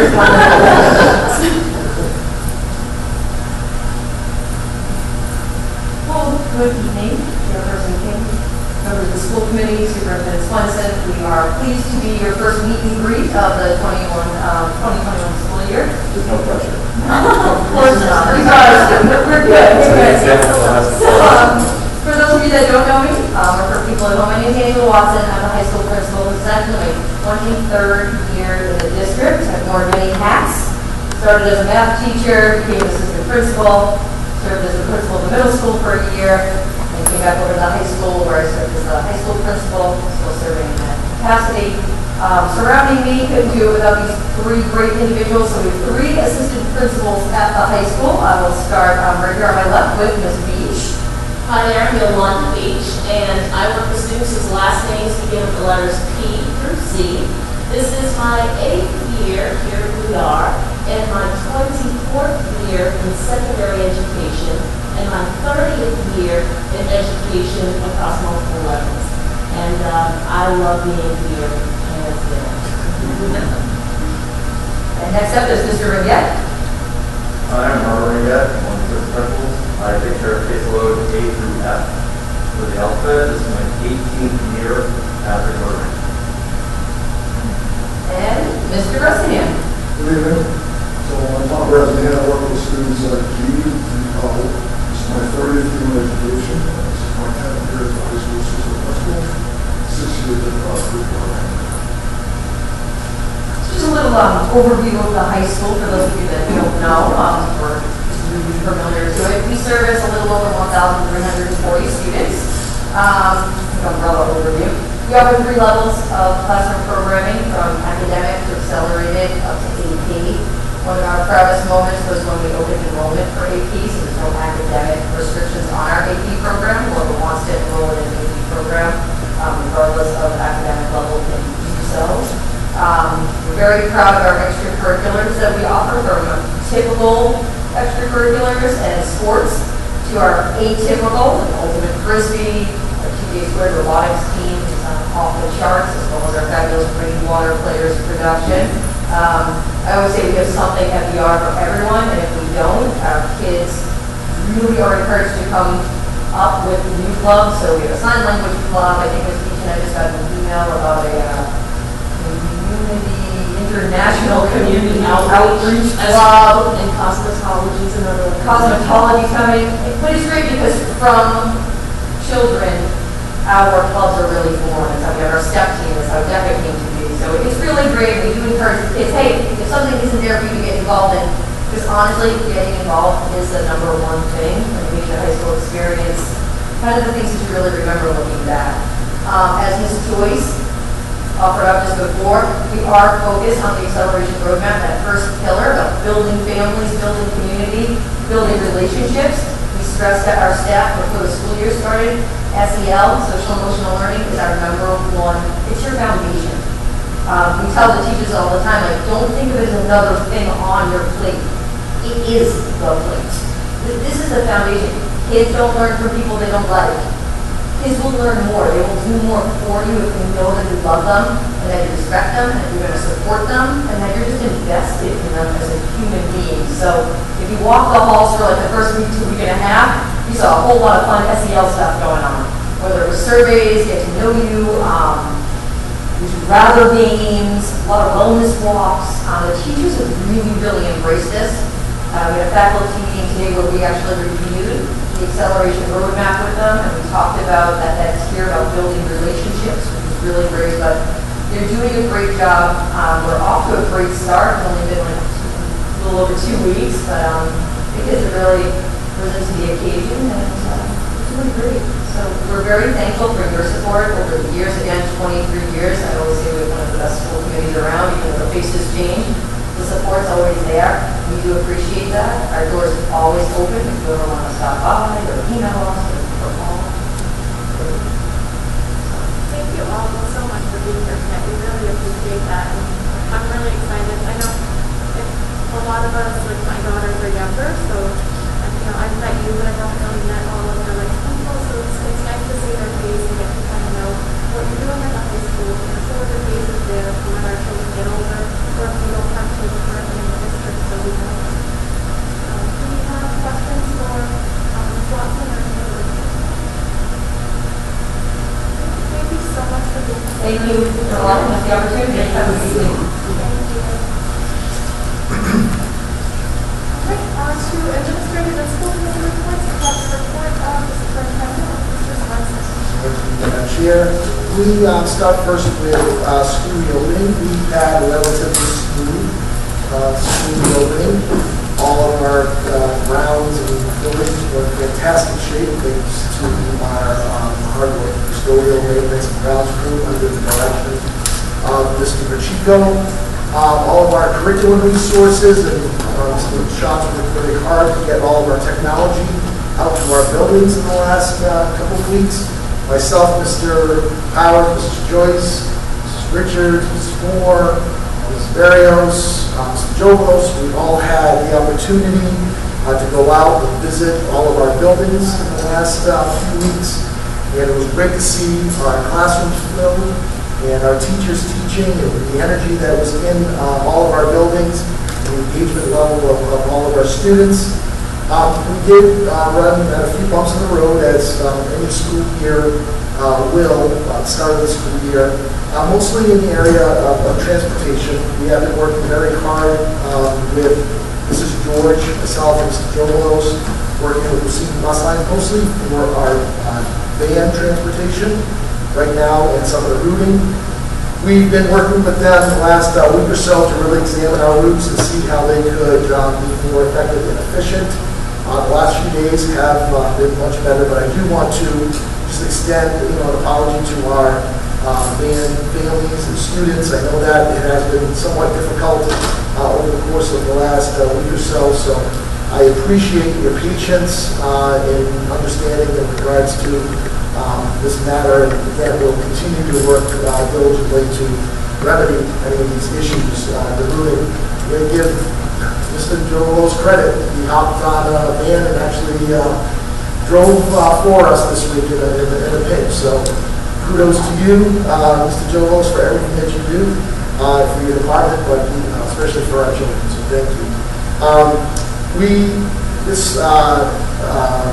Last few weeks too, we have been able to implement all of our mitigation practices. We have had a few situations at our schools, but I will say that our nursing staff, which I say each and every year, is second to none, and the implementation of our new testing programs, symptomatic testing and test and stay have really helped us the last few weeks to keep students in school.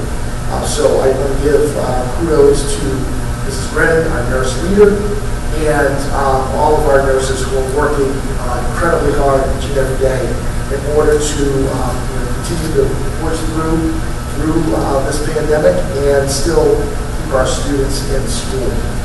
Other than that, it's been, again, like I said, a relatively smooth opening, and I just want to wish all of our students, staffs, and families a wonderful school year looking forward. So, if anyone has any questions regarding the opening, concerns?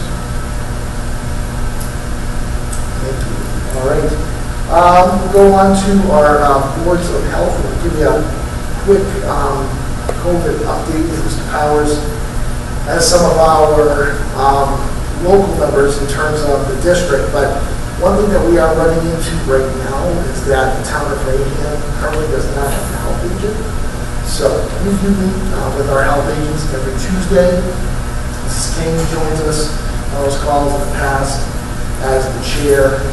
Mr. Dolan had been on those calls. So we are trying to work right now navigating on the town of Raynham without a health agent. But we have had some conversations with Mr. Badger, who is the health agent on the Bridgewater side. Just want to kind of give some numbers over the course of the last 2 weeks from September 3rd up until September 16th. The new numbers will be coming out tomorrow. Currently in the town of Bridgewater, there are 24 positive cases with a 2.7% positivity rate. Of those 24 cases, 13 are pediatric cases. 12 of those 13 were school-aged, with one under the age of 5. On the Raynham side, we've just had some difficulty getting these numbers, but we were able to get the positive cases currently from September 3rd to September 16th. Currently 39 cases with a 3.31 positivity rate in the town. One kind of trouble spot we were not able to get to drill down those numbers were the pediatric cases and those that were school-aged. So that's hopefully information that I'm going to be able to, I know I reached out to Mrs. Barbarento today for some assistance there, but I contacted the town administrator, contacted the health inspector, who is unfortunately not available, talked to her clerk, reached out to the selectmen as well. We're just having difficulties kind of getting our hands on those numbers, but we will. And when we do, I will make sure to report those out readily. Just wanted to kind of ask Mr. Powers if he could kind of speak to, within the district, what we've been kind of encountering for the last 2.5 weeks with some of our cases, positive cases within the district and some of the close contact tracing and testing that we've been able to put in place. Happy to share, Mrs. Swenson, Madam Chairman of the school committee. So we are required now to report cases on a weekly basis to DESC. They are reporting weekly orders for every Monday through Friday. We actually report cases Thursday through Wednesday. Everything has to be submitted by Wednesday, 5 p.m. and everything is submitted on Thursday. And Mr. Swenson is sharing a district tracker that encompasses a Monday through Friday approach. So I just I throw that out there to start because some of these numbers may not completely match up to all those different trackers. But just to give you a quick snapshot, I'm going to kind of share three different sets of data. Give you a snapshot of what today was like. Give you a snapshot of what this last reporting window looked like. So from the 16th to the 22nd, and then give you an overview of the numbers from the beginning of the year. So just today, September 22nd, we had one positive case at the preschool, which resulted in 23 close contacts. And again, I know you know this, but every time a close contact is identified, that is a notification that needs to go out. Obviously, and then sending phone calls, sending letters, conducting meetings. We are obviously conducting testing today this year. So that resulted in 11 testing stays, so those tests have been administered. And so just at preschool alone, you can see the massive undertaking. At Williams, we did have, and I'm happy to talk more about the Williams if anybody has any questions on that. It's been somewhat of a hotspot for us, as you know, the last week or so. Just today, we had 2 more students. We don't have the total number of close contacts that we're working on those this afternoon. In terms of, the Williams, one issue we run into over there is those students who's not eligible for vaccination. So unfortunately, when we go through the contact tracing, those students, not exempt from having to quarantine or participating in testing. So again, I don't have kind of the follow-up numbers for the Williams as of today because they're working on that. And obviously the total numbers as we go, I don't have those because they're still working on it. What I do know though, in terms of testing today, and speaking of nurse, based on numbers prior to conducting this last positive case, contact tracing, we're expecting to conduct 45 tests tomorrow morning on close contacts at school. So you can see again, 45 students, each student is roughly 15 minutes for his or her results. So you can see the amount of time that's actually going to take for our nursing staff to pick up. We also had a positive case over at Merrill, which did result in 7 close contacts as well. Raynham Middle School had a positive case resulting in 8 close contacts.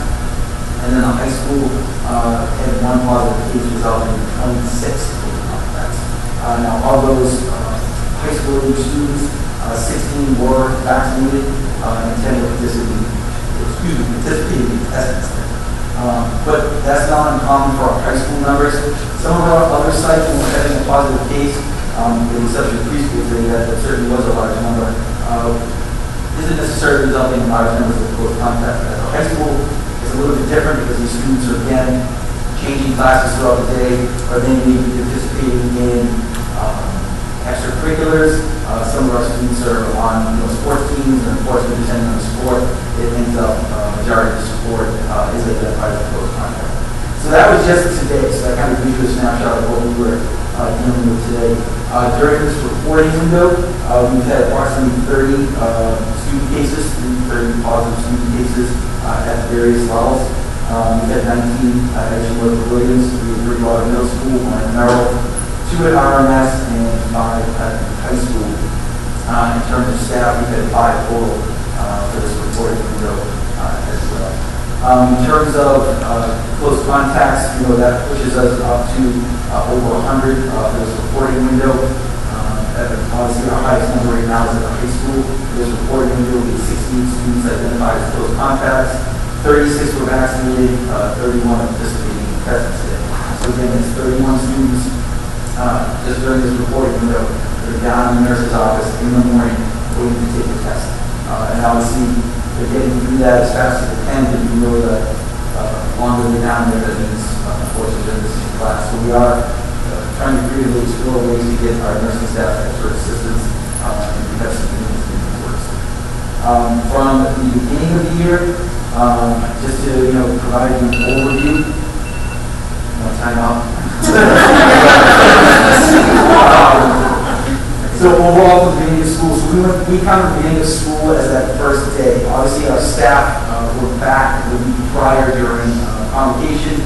We did have some students participating in pre-season activities, but just to keep it consistent, I can share some of those pre-season numbers with you. To keep it consistent, we started with September 7th. So from September 7th, we had 5 Mitchell students test positive, 21 Williams students test positive, 3 Bridgewater Middle School, 1 Merrill, 1 Liberty, 4 Raynham Middle School, and 9 high school students. We have had a total of 1 staff at preschool, 3 at Williams, and 1 staff member at high school.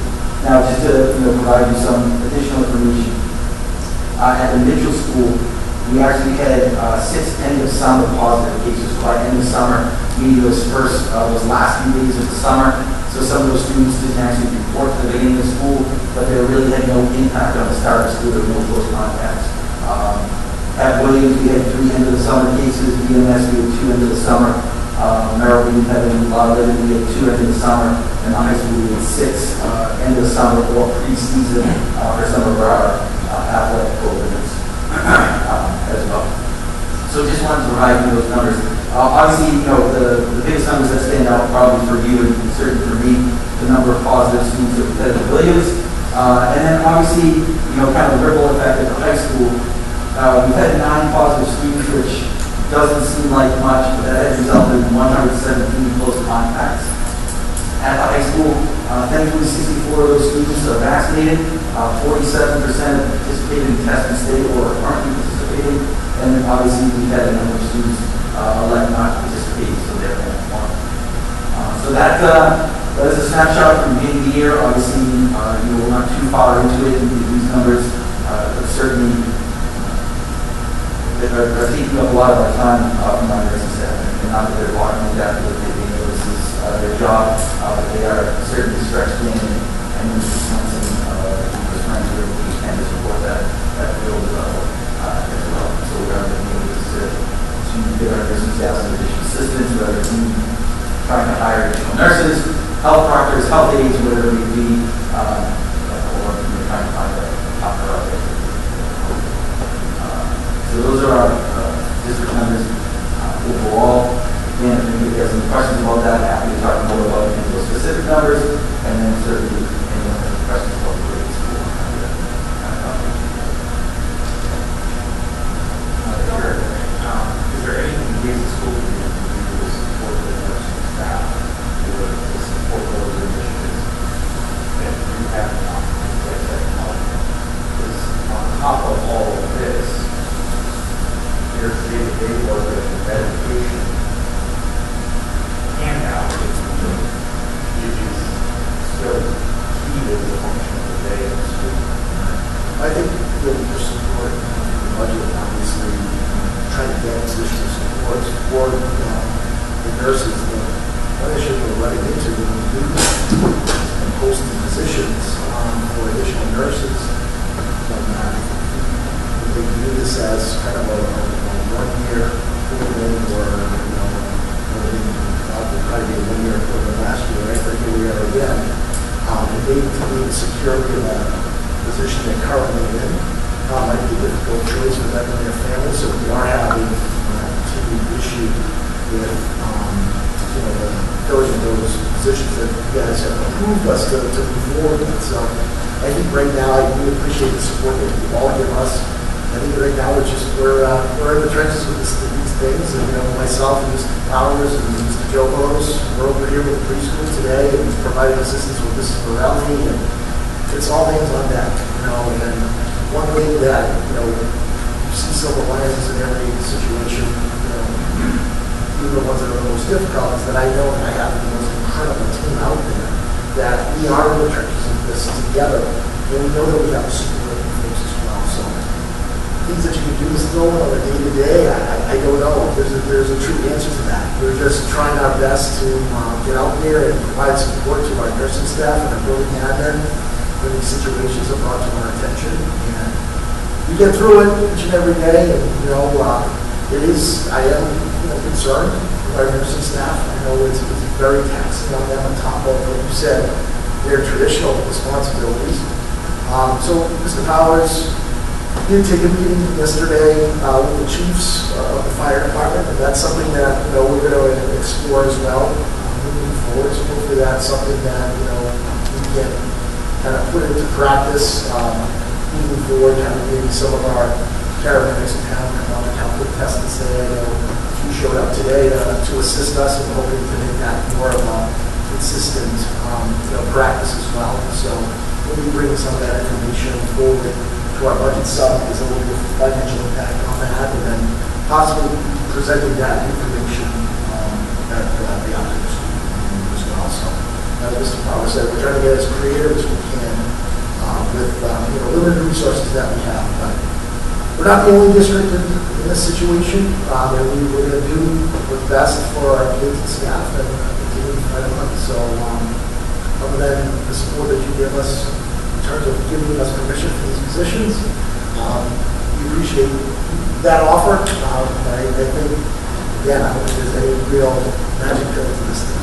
It's just kind of getting through day to day, taking it one day at a time. In that meeting, Mr. Smith represented very well, teams were very receptive to offering any type of assistance they could. So this is just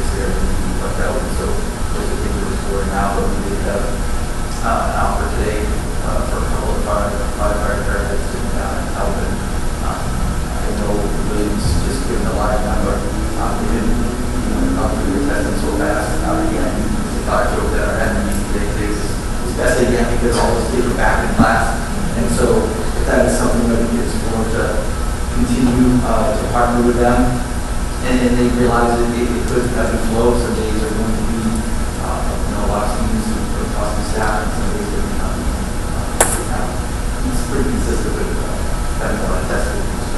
We're even our administrator meeting today, administrators requesting test training to administer the test as well. So Currently, at least three of our administrators are helping members and staff that are training themselves and actually going out and helping administrators.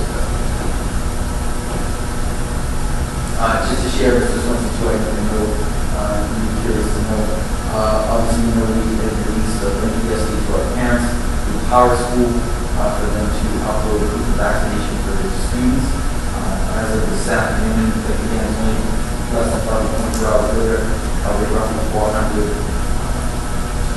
submissions of our students that are eligible. So those are good initial numbers. Our nursing staff does have a way to cross-reference those with the state database. Obviously, we want to be able to have that information in our own local system because, the more we have redundancy in place, the better off we'll be because we know that the systems crash, and so if the state system crashes, the nurses can't have access to that. So it's here at Power School. Mr. Guerrero has also shared a Google form for our staff, contacted Google form to share their vaccination rates. We obviously, we're a little over 50% response rate at this point, but of those that have responded, 93% vaccinated. So we're confident that those moves are heading in the right direction. As you know, the Department of Elementary and Secondary Education is setting target vaccination rate of 80% or over one for us to revisit. We haven't really received the additional information on what that may look like, but obviously we're falling a little bit short right now of that vaccination rate. We did one of the vaccination clinic in the beginning of September, and the second shot is coming up on the 1st. We did have 42 additional students, staff, and family members take advantage of that vaccination clinic. So, in speaking to the vendor that did that, as I said, those are really good numbers. Just given the fact that this is some time now later in terms of that initial rollout, they're showing up at some vaccination clinics and no one's showing up. So the fact that we're going to help put out a lot of time. So there's more of this second time. Yeah, just you said about the staff's vaccination status. If the president's idea of pushing it through OSHA goes through, will that affect this week as an employer? So my understanding of that, and I don't claim to have all the answers on that, I believe because we're a local public entity, I don't know if that 100% applies to us.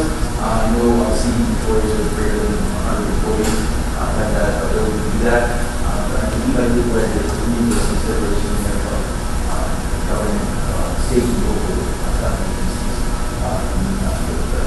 But to be determined, I think that's obviously something that's what they're supposed to handle out that is that's even possible. I know we're in the third hour, started at 6.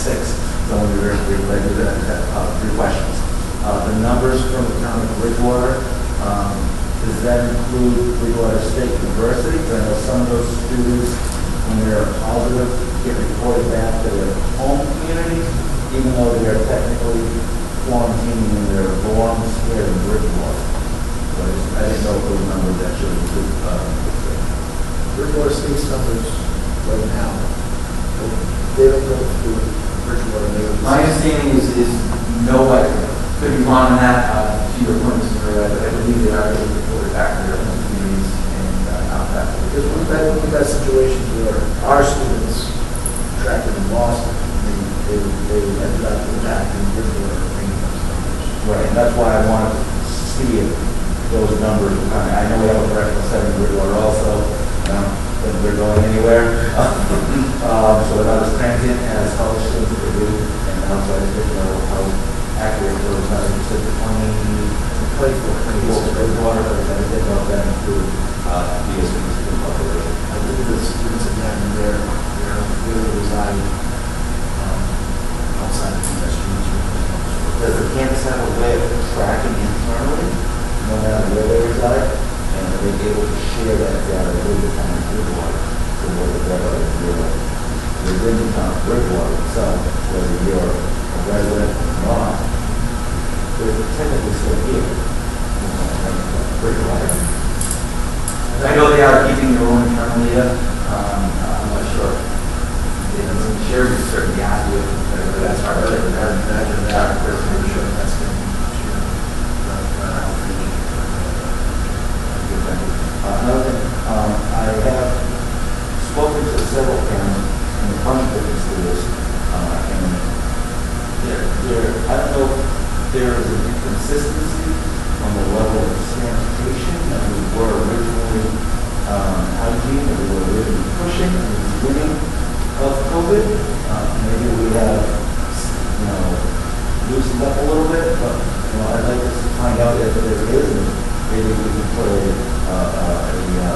unified front approach to this across the district that we still should maintain hygiene, spraying down surfaces. I don't know if our janitorial staff still doing cleaning every night or not, but they're spraying the buildings, just not all areas of the buildings, but the science behind it, if you read the science behind it, is that it's not transferable from surfaces.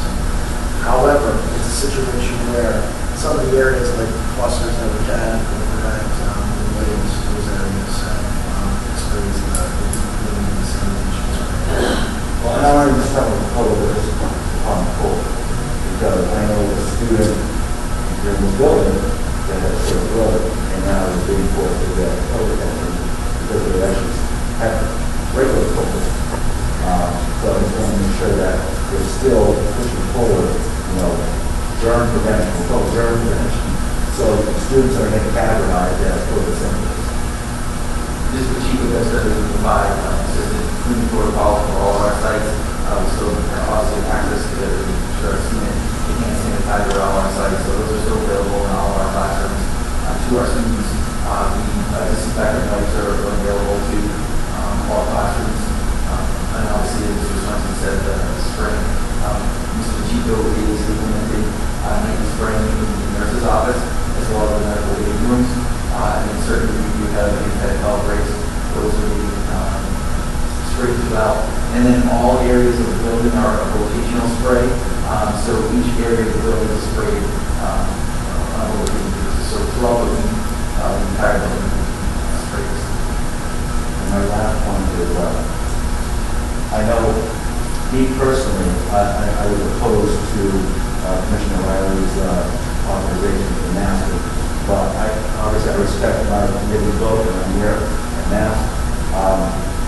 In that original letter that went out on August 26th, it did state that students and staff with an exemption would be exempt from wearing a mask. So it says anybody else entering the building has to be masked. I know we had an issue tonight where we had, I'm assuming, a parent wanted to come speak. And my concern is that that letter doesn't specify if a parent or somebody has an exemption. If they do, that's a legitimate exemption.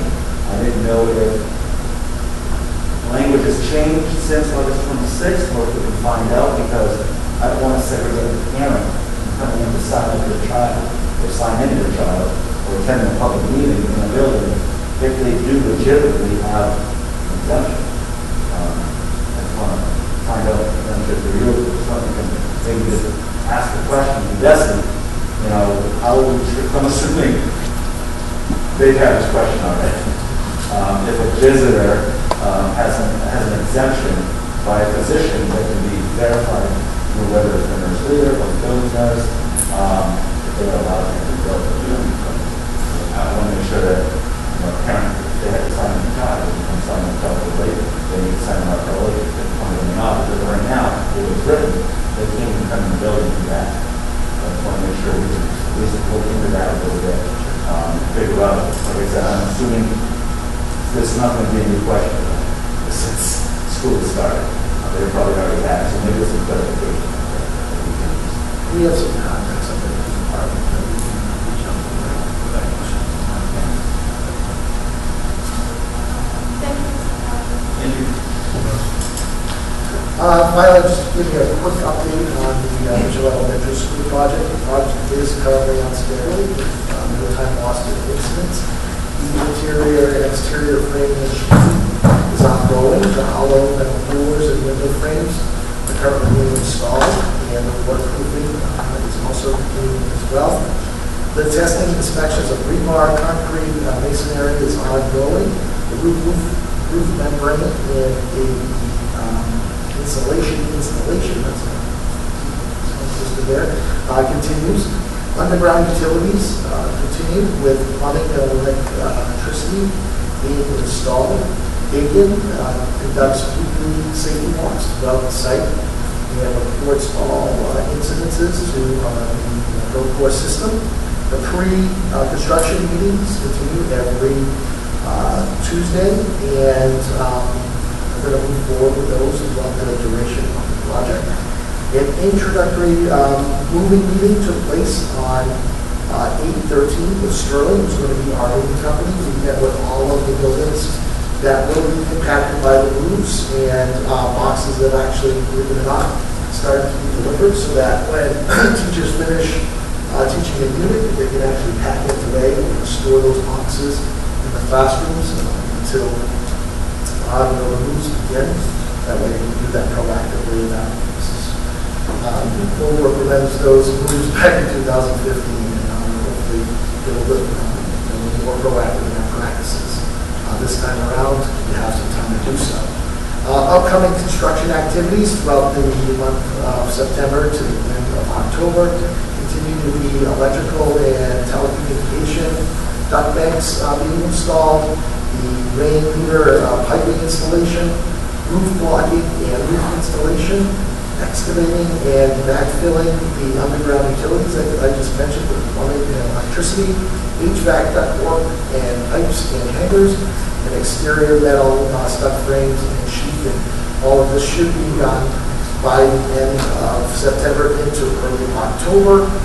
And we have our next upcoming school building committee meeting, which is meeting number 61, those who are counting.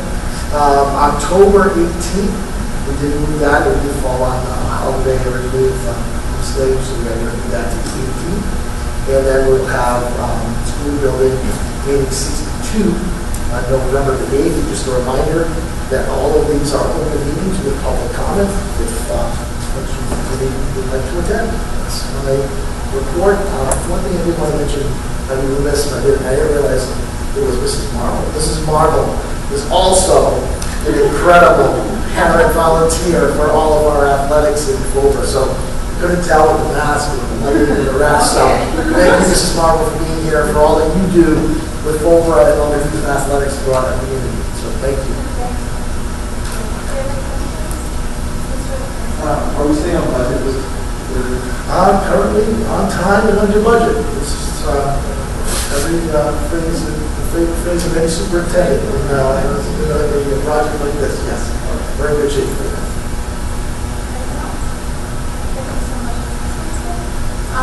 Moving on, the MASC Delegate Assembly, I do not have a report this month. That will be on October. It's November 6th. So I will bring as a report this, so we can vote on a consensus of how I will vote at the Delegate Assembly on November 6th. Next, we have policy subcommittee report with Mrs. Goldberg. Thank you, Madam Chair. The policy subcommittee met on September 20th, and the following members were in attendance: Mr. Florence, Mrs. Conrad Lavarento, Mr. Marrera, and myself. Also in attendance were Mr. Swenson and Mrs. McDougall, the recording secretary. All of the policies that are being brought forward tonight are housekeeping in nature. The first policy that policy subcommittee reviewed was policy JJIF, which was the concussion policy. This policy was brought to our attention by Mr. Peter Smith, our athletic trainer, as needing to be reviewed every 2 years. At this time, no changes were recommended, but we did want it noted on the policy that we have done our due diligence and reviewed the policy as a subcommittee, and that the school committee also had the opportunity to review it by adding the review dates at the bottom of the policy. So this policy does not need to be voted on as there were no changes. It was basically just a formality to inform the full committee that it has been reviewed. Okay, the next policy in question is policy JJIF-R, athletic concussion regulations. Mr. Smith updated this policy with the assistance of Ms. Brennan, our nurse leader, and the superintendent. This policy needs to be reviewed on an annual basis. The one update that was suggested was changing the impact baseline test to neurocognitive baseline test, as impact baseline testing is a brand name. And by using a brand name, we are requiring the district to use that brand and that brand only. So by admitting the brand name, we ensure that the BRRHS trainer may use the most up-to-date authorized testing available, and the change aligns with the present practice. So in the form of a motion to accept housekeeping updates to policy JJIF-R, athletic concussion regulations. Mrs. Colbert has made a motion, seconded by Mr. Carrera. Any questions? All in favor? Aye. Any opposed? The next policy is also housekeeping in nature. It is policy JGA, personnel policies goals. In sentences number 1 and 5, changes were made for clarification purposes. In the form of a motion to accept housekeeping updates to policy GA, personnel policy goals. Mrs. Colbert has made a motion, seconded by Mr. Carrera. Any questions? All in favor? Any opposed? The next policy reviewed was policy GBA, equal employment opportunity, and this policy is also housekeeping in nature. We cross-referenced our non-discrimination policy with it, and additionally, under the cross-references, they are now aligned with our non-discrimination policy. So we need a motion to accept housekeeping updates for policy GBA, equal employment opportunity. Mrs. Colbert has made a motion, seconded by Mr. Carrera. Any questions? All those in favor? Aye. Any opposed? The next policy to be was reviewed and updated is policy GBEA, staff ethics conflict of interest. The policy subcommittee thought it may behoove us to add the state ethics training, since these are mandated trainings, to this policy. This training is to be completed every 2 years and is sent out at the beginning of each school year to those employees who are on the cycle for that year through our Envisions portal. So in the form of a motion to accept updates to policy GBEA, staff ethics conflict of interest. Mrs. Colbert has made a motion, seconded by Mr. Gibbons. Any questions? All those in favor? Any opposed? And the final policy we reviewed was policy GBEB, staff conduct, and this policy is housekeeping in nature as well. And the wording in number 1 was changed for clarification, and number 6 was added to reflect what we are doing presently in the district. So in the form of a motion to accept housekeeping updates to policy GBEB, staff conduct. Motion by Mrs. Colbert, seconded by Mr. Carrera. Any questions? All those in favor? Aye. Any opposed? And that concludes my report on the policy subcommittee. Thank you. And next we have the long-range plan subcommittee report with Mr. Lewis. On September 1st at 5:30 p.m., the Long Range Planning Committee met to review and finalize the superintendent's evaluation. Committee members present at the meeting, Mrs. Conrad, Mr. Moreira, and myself as long and committee chair. In this meeting, we finalized Mr. Swenson's goals for this year and selected 2 focus indicators for each of the 4 performance standards to evaluate Mr. Swenson for the 2021-2022 school year.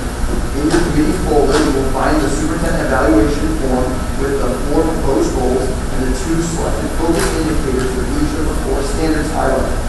We made sure that the proposed goals align with the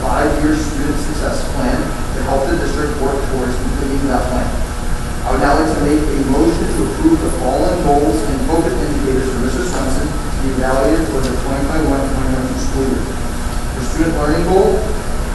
Throughout the school year, I will oversee the revision of the curriculum review cycles to ensure all staff are utilizing the Massachusetts state frameworks assessment and assessment data to drive instruction. This aligns with pillar number 2, establish a cohesive, rigorous district-wide system of teaching and learning. For a professional practice goal, throughout the year, I will oversee the implementation of professional development that supports social and emotional well-being of students as pertains to pillar number 1, safety and support schools. For the district improvement goal number 1, throughout the school year, I will monitor and evaluate the accomplishments of the action plans of pillar number 3, technology, ensure access to technology that is effective and efficient and meets the education needs of the district.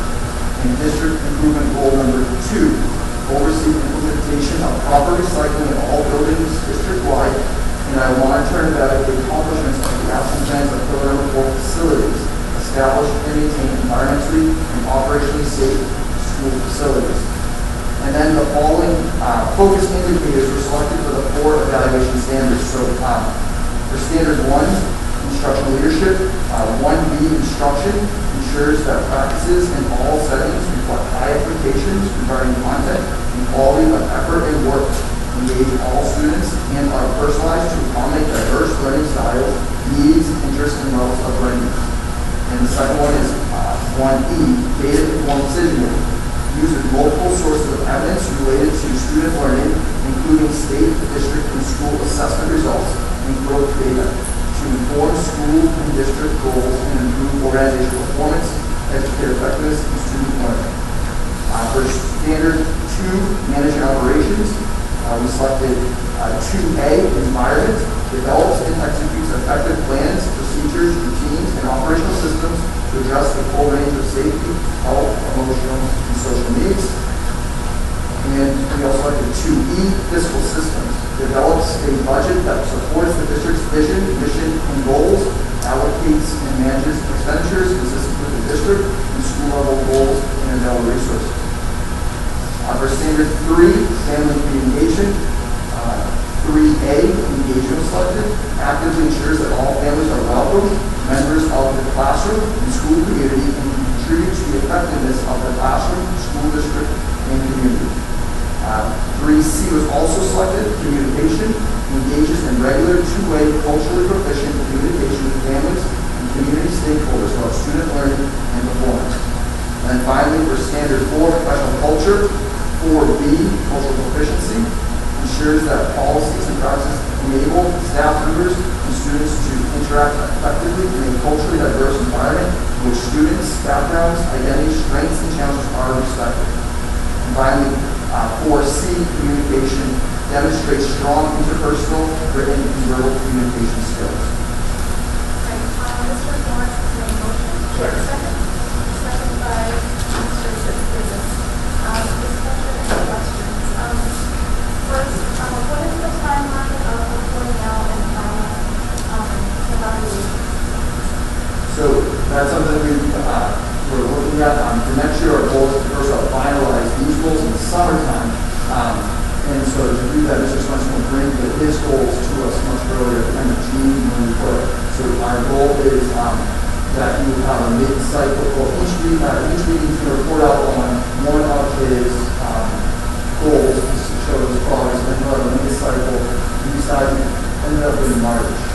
This is February, basically, like this. So we go February for the mid-year cycle. And then he will present in May his final presentation of his goals, and that way we can do the evaluation for the June meeting, and then immediately start.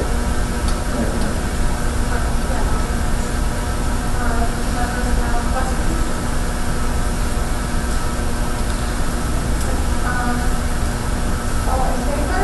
Aye. Any opposed? Thank you so much, Mr. Lawrence, and we'll make sure to do that.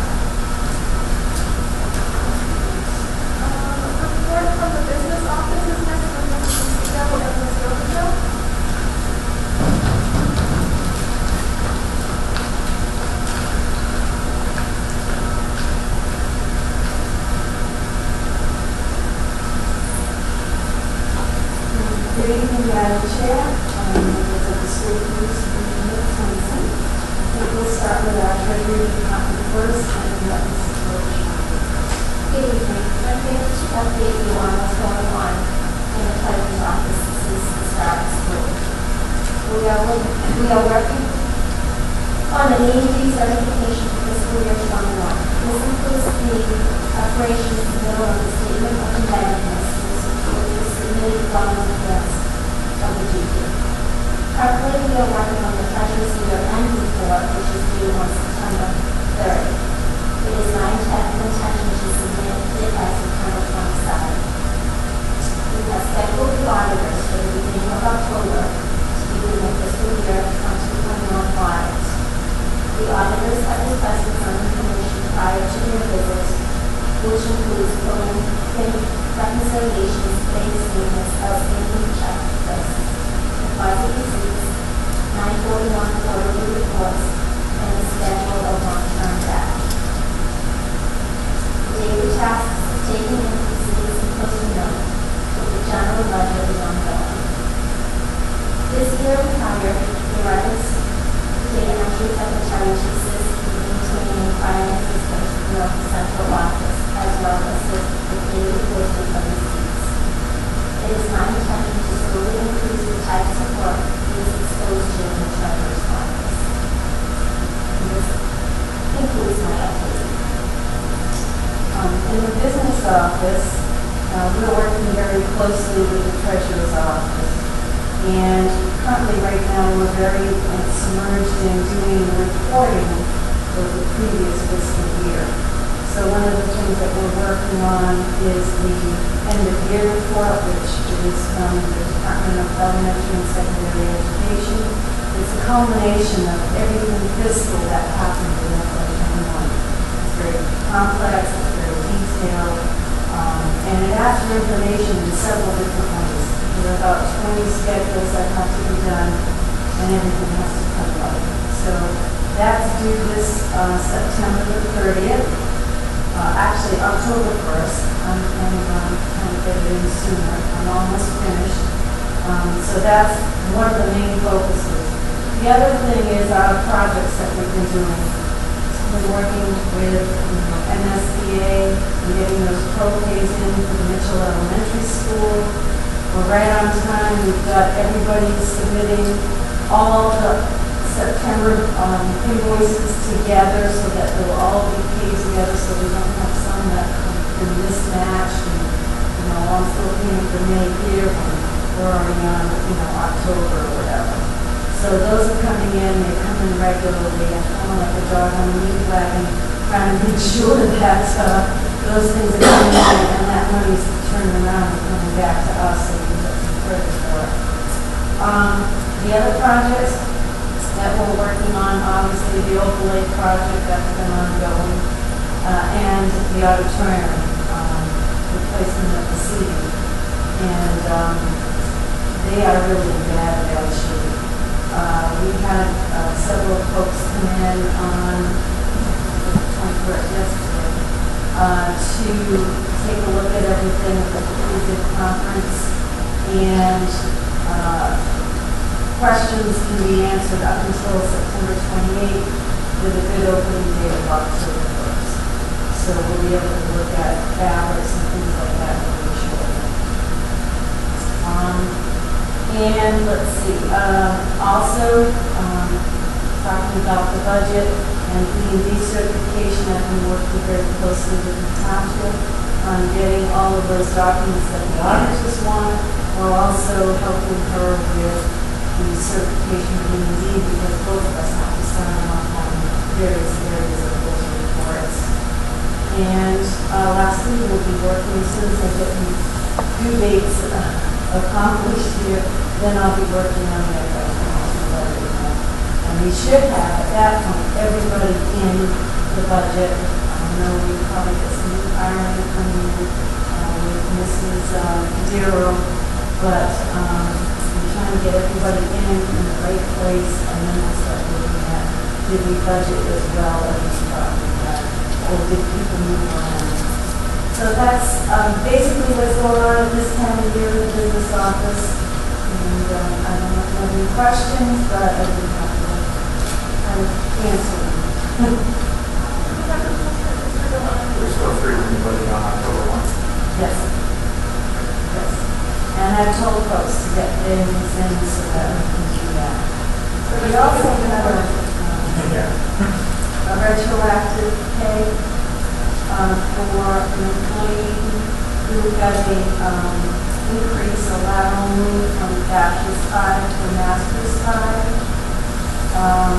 And for some reason in fiscal year 21, it didn't get changed, and the person wasn't getting paid the additional money.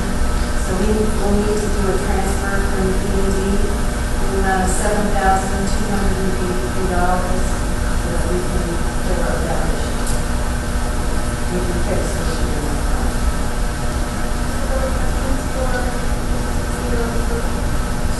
I think she wants us to make a motion. Do you want us to motion that? Yes. Oh, sorry, I didn't hear that. What was the number? $7,283. So Madam Chair, I'd like to make a motion to transfer $7,283 from E&D from last year to issue a budget for back pay for that. Motion has been made by Mr. Coleman. Do we have a second? Second. By Mr. Coleman. Any questions? All those in favor? Aye. Any opposed?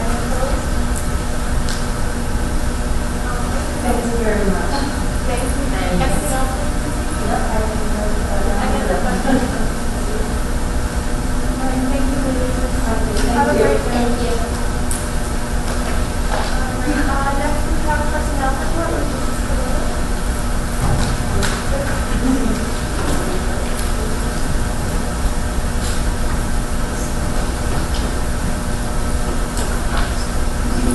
Madam Chair, members of the school committee, Superintendent Swenson.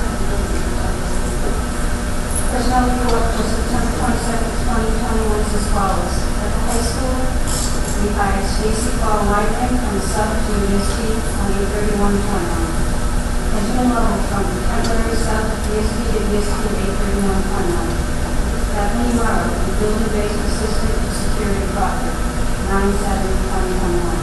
Nicole Silva, ESP 9/15/2021.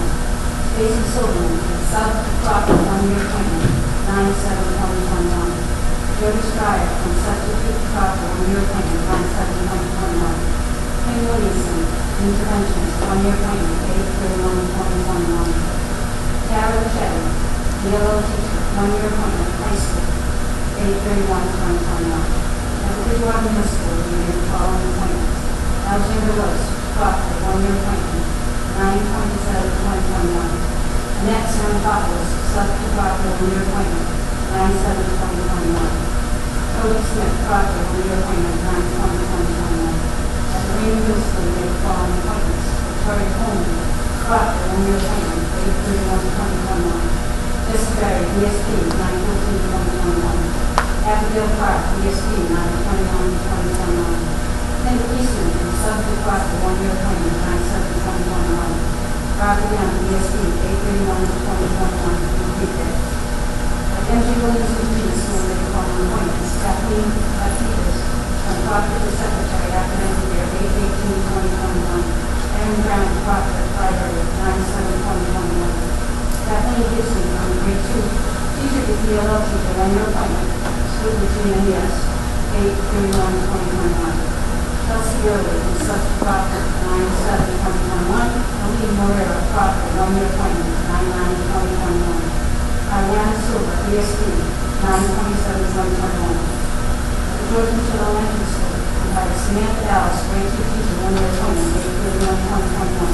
Anne Marie Peterson, proctor, 1-year appointment, 9/7. Vicky Hasselbecker, school psychologist, 8/31. Donna Booth, proctor, ELO, 1-year appointment, 8/31.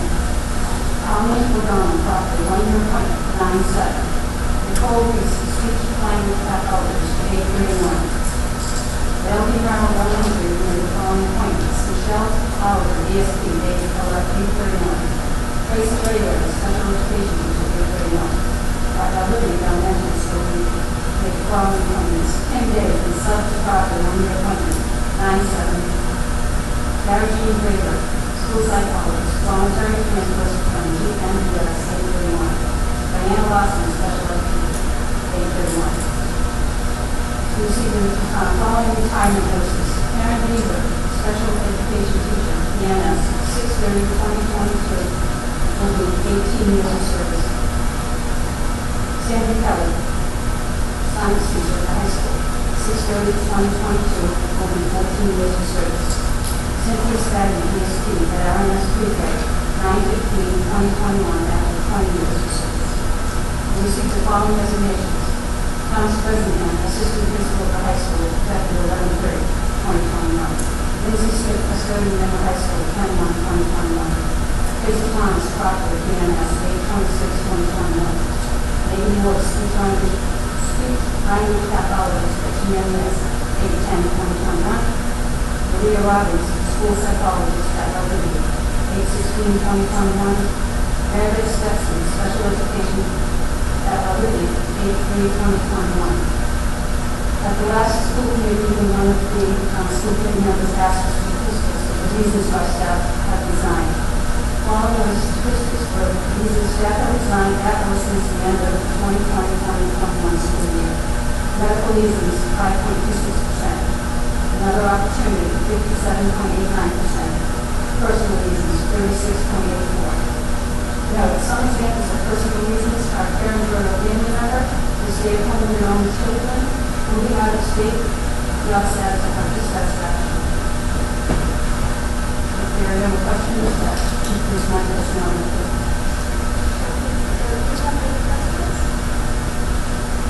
Thank you so much for that report. Next is new business. We have approval of payroll warrants. I will entertain a motion to approve payroll warrants dated August 26, 2021 and September 9, 2021.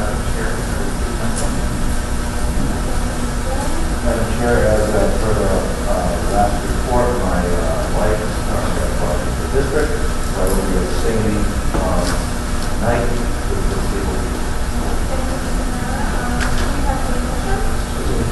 Motion made by Mr. Gibbons, that's second. Second by Mr. Thomas. All in favor? Any opposed? And then we have Joseph. And then next we have acceptance of gifts. We do have one other gift that we do not move up.